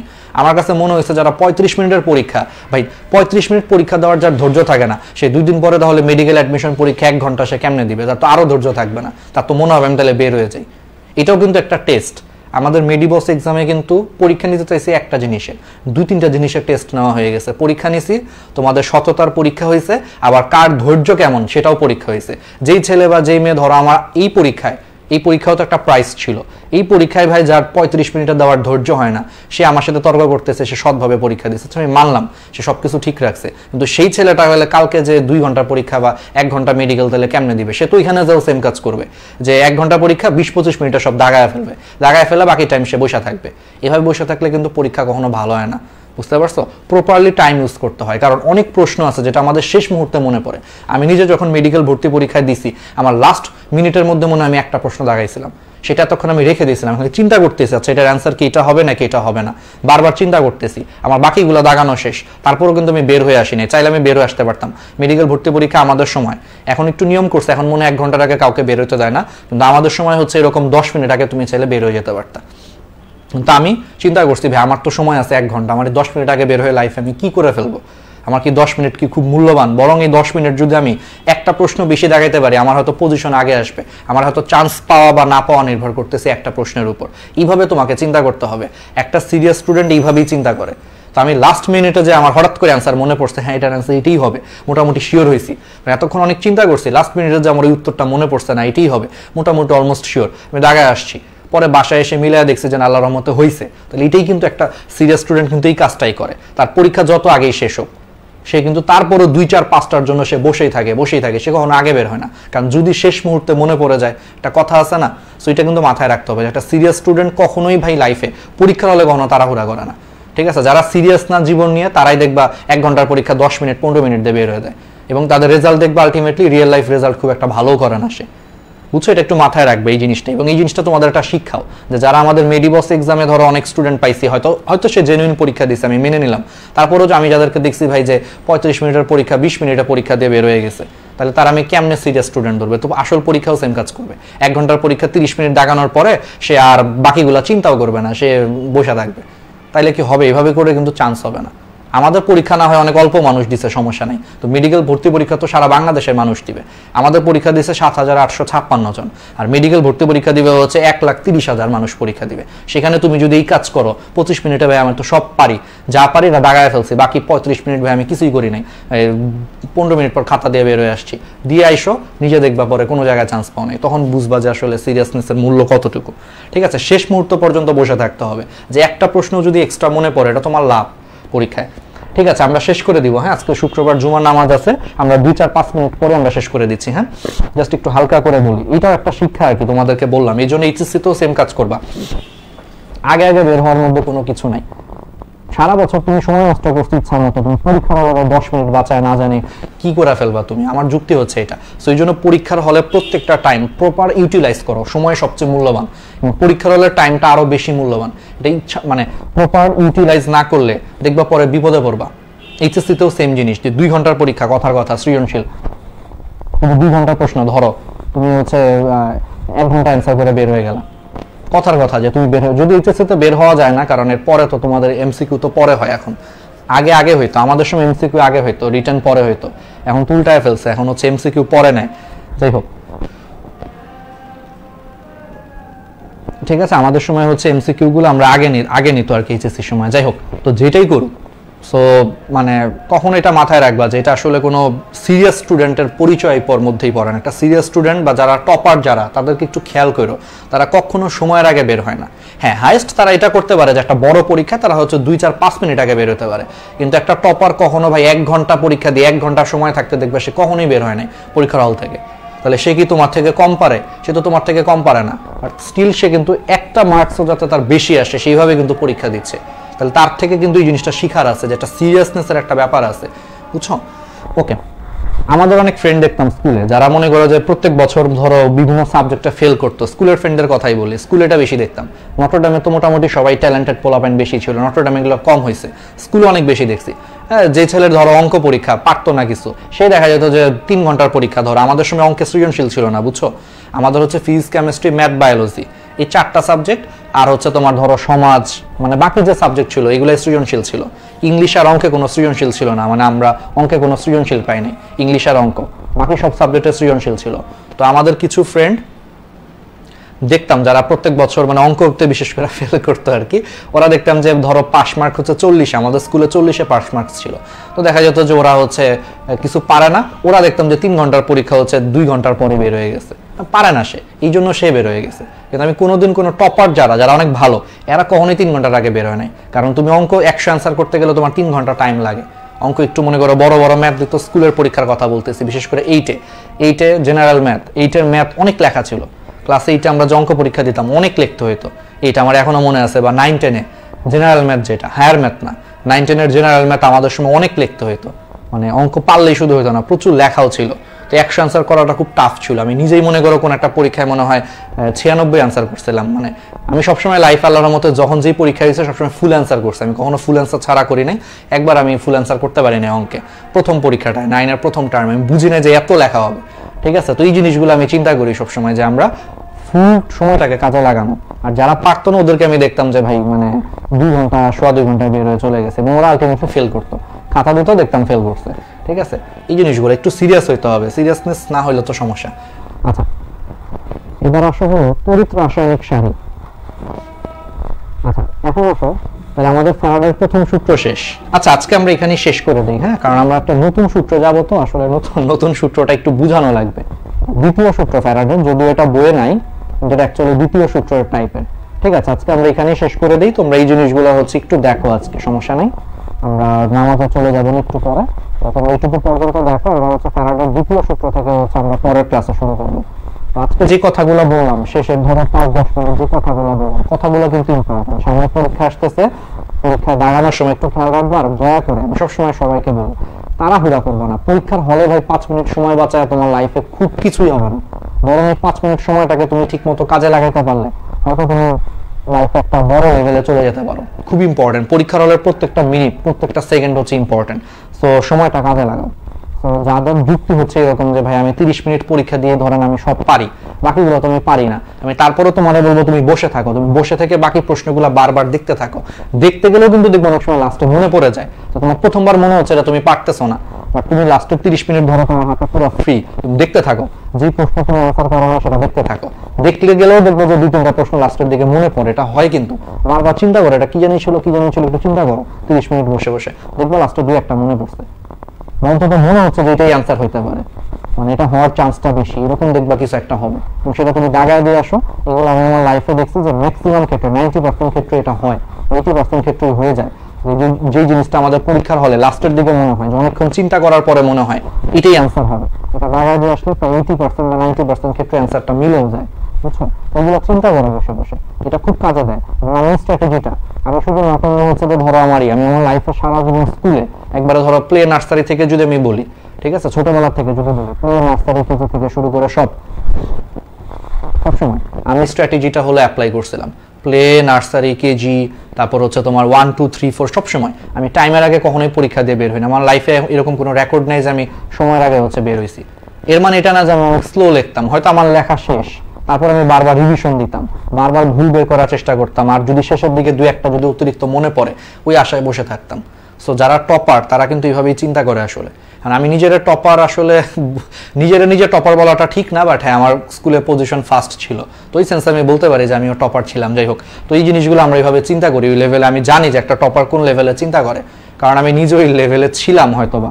তোমাদেরকে বলতেছি, এখন সরাসরি কখনো নিজেরা টপার বলা যায় না, জাস্ট বলার জন্য বলতেছি আর কি, ঠিক আছে? এইভাবে আমরা চিন্তা করতাম। তারপরে এইভাবে আমার পুরো স্কুল পাস করছি, তারপরে হচ্ছে আমি এইচএসসি পাস করছি, নটরডেমে ভর্তি পরীক্ষা দিছি, মেডিকেল ভর্তি পরীক্ষা দিছি, ইঞ্জিনিয়ারিং অ্যাডমিশন পরীক্ষা দিছি, ঢাকা বিশ্ববিদ্যালয়ের অ্যাডমিশন দিছি, সবগুলোতে আল্লাহর রহমতে টপ 100তে চান্স পাইছি।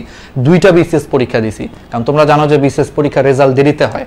সো 2টা বিসিএস দিছি, গত বছর একটা দিছি, এই বছর একটা দিছি, 2টাতেই টিকছি, মানে লাইফে আল্লাহর রহমতে আমি যেই পরীক্ষা দিছি সবগুলোতেই চান্স পাইছি, অনেক ভালো রেজাল্ট করছি। সো 2টা বিসিএস হয়েছে, গত বছরও হয়েছে, ওটার এখনো রেজাল্ট দেয় নাই।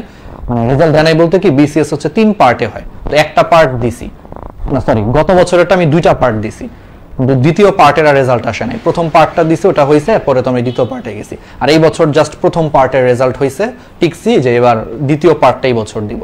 মানে বিসিএস এর কাহিনীটা কি, যে ধরো গত বছর আমি পরীক্ষা দিছি, সেটা 3টা পার্ট, সেই 3টা পার্টের রেজাল্ট আসতে আমার ধরো 2025-এর আগে আসবে না। সো যেহেতু 2025-এ হচ্ছে তোমার চূড়ান্ত রেজাল্ট আসবে, এর আগ পর্যন্ত তো আমি শিওর না যে আমার আসলে ওই বিসিএসটা হবে কি হবে না। তাহলে এর আগ পর্যন্ত যতগুলো বিসিএস আছে সবগুলো বিসিএস আসলে আমাকে দেওয়া লাগবে, কারণ কোনো কারণে ধরো আমার প্রথমটা হইলো না, আমি 25-এ যে রেজাল্ট পাইলাম, আমি প্রথম বিসিএস এ টিকি নাই, কারণ 3টা পার্ট মিলে সিলেকশন হয়। তাহলে সেই ক্ষেত্রে আমি যদি পরেরটা দিই, তাহলে পরেরটা তখন আমাকে কভার করবে। বুঝতে পারছো? সিম্পল জিনিস আর কি। এখন অনেকে ভাবতে পারো যে ভাইয়া তাহলে কেন আপনি এই বছরেরটাও কেন দিচ্ছেন?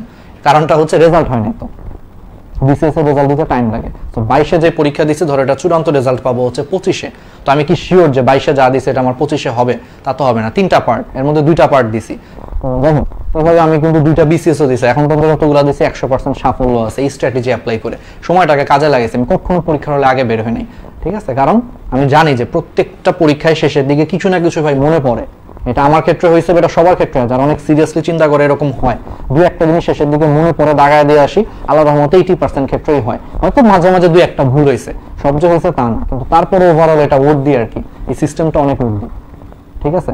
আমি কখনো এরকম হয় নাই যে 1.5 ঘন্টা পরীক্ষা দিয়েছি, বিসিএস এর 2টা বিসিএস দিলাম, 2 ঘন্টার পরীক্ষা, কখনো আমি 1.5 ঘন্টা দিয়ে বের হয়ে আসি নাই, ঠিক আছে? কারণ হচ্ছে ওই যে আর আধা ঘন্টা বাঁচায় আমি কি করবো? পরীক্ষার হলে আধা ঘন্টা বাঁচায় আমার কোনো লাভ আছে? লাইফে এরকম বহুত আধা ঘন্টা আমি নষ্ট করছি।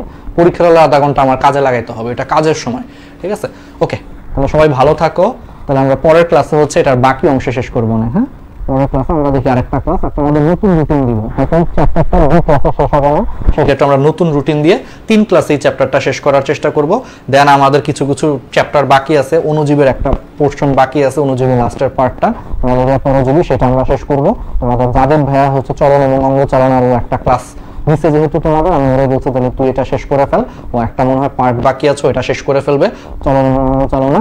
দেন আমরা হচ্ছে তোমাদেরকে হয়তো এই 26-27 তারিখের পরে তোমাদেরকে আমরা আপাতত ক্লাসগুলো পরবর্তীতে আমরা বন্ধ করে দিব, তোমাদের এইচএসসির জন্য বন্ধ দিব, তোমরা এইচএসসির জন্য পড়বা। আর সেকেন্ড টাইমারদেরকে আমরা ইনশাআল্লাহ হচ্ছে 3-4 দিন একটু গ্যাপ নিয়ে আমরা অগাস্টের হয়তো 2-3 তারিখ থেকে তোমাদের, মানে সেকেন্ড টাইমারদের জন্য 2-3 তারিখ থেকে আমরা হলো তোমাদের আলাদা ক্লাস নেওয়া শুরু করব, ঠিক আছে? ওকে, তাহলে সবাই ভালো থাকো, আল্লাহ হাফেজ তাহলে, আর কথাগুলো মাথায় রাখো, ঠিক আছে? ওকে, তাহলে আসসালামু আলাইকুম।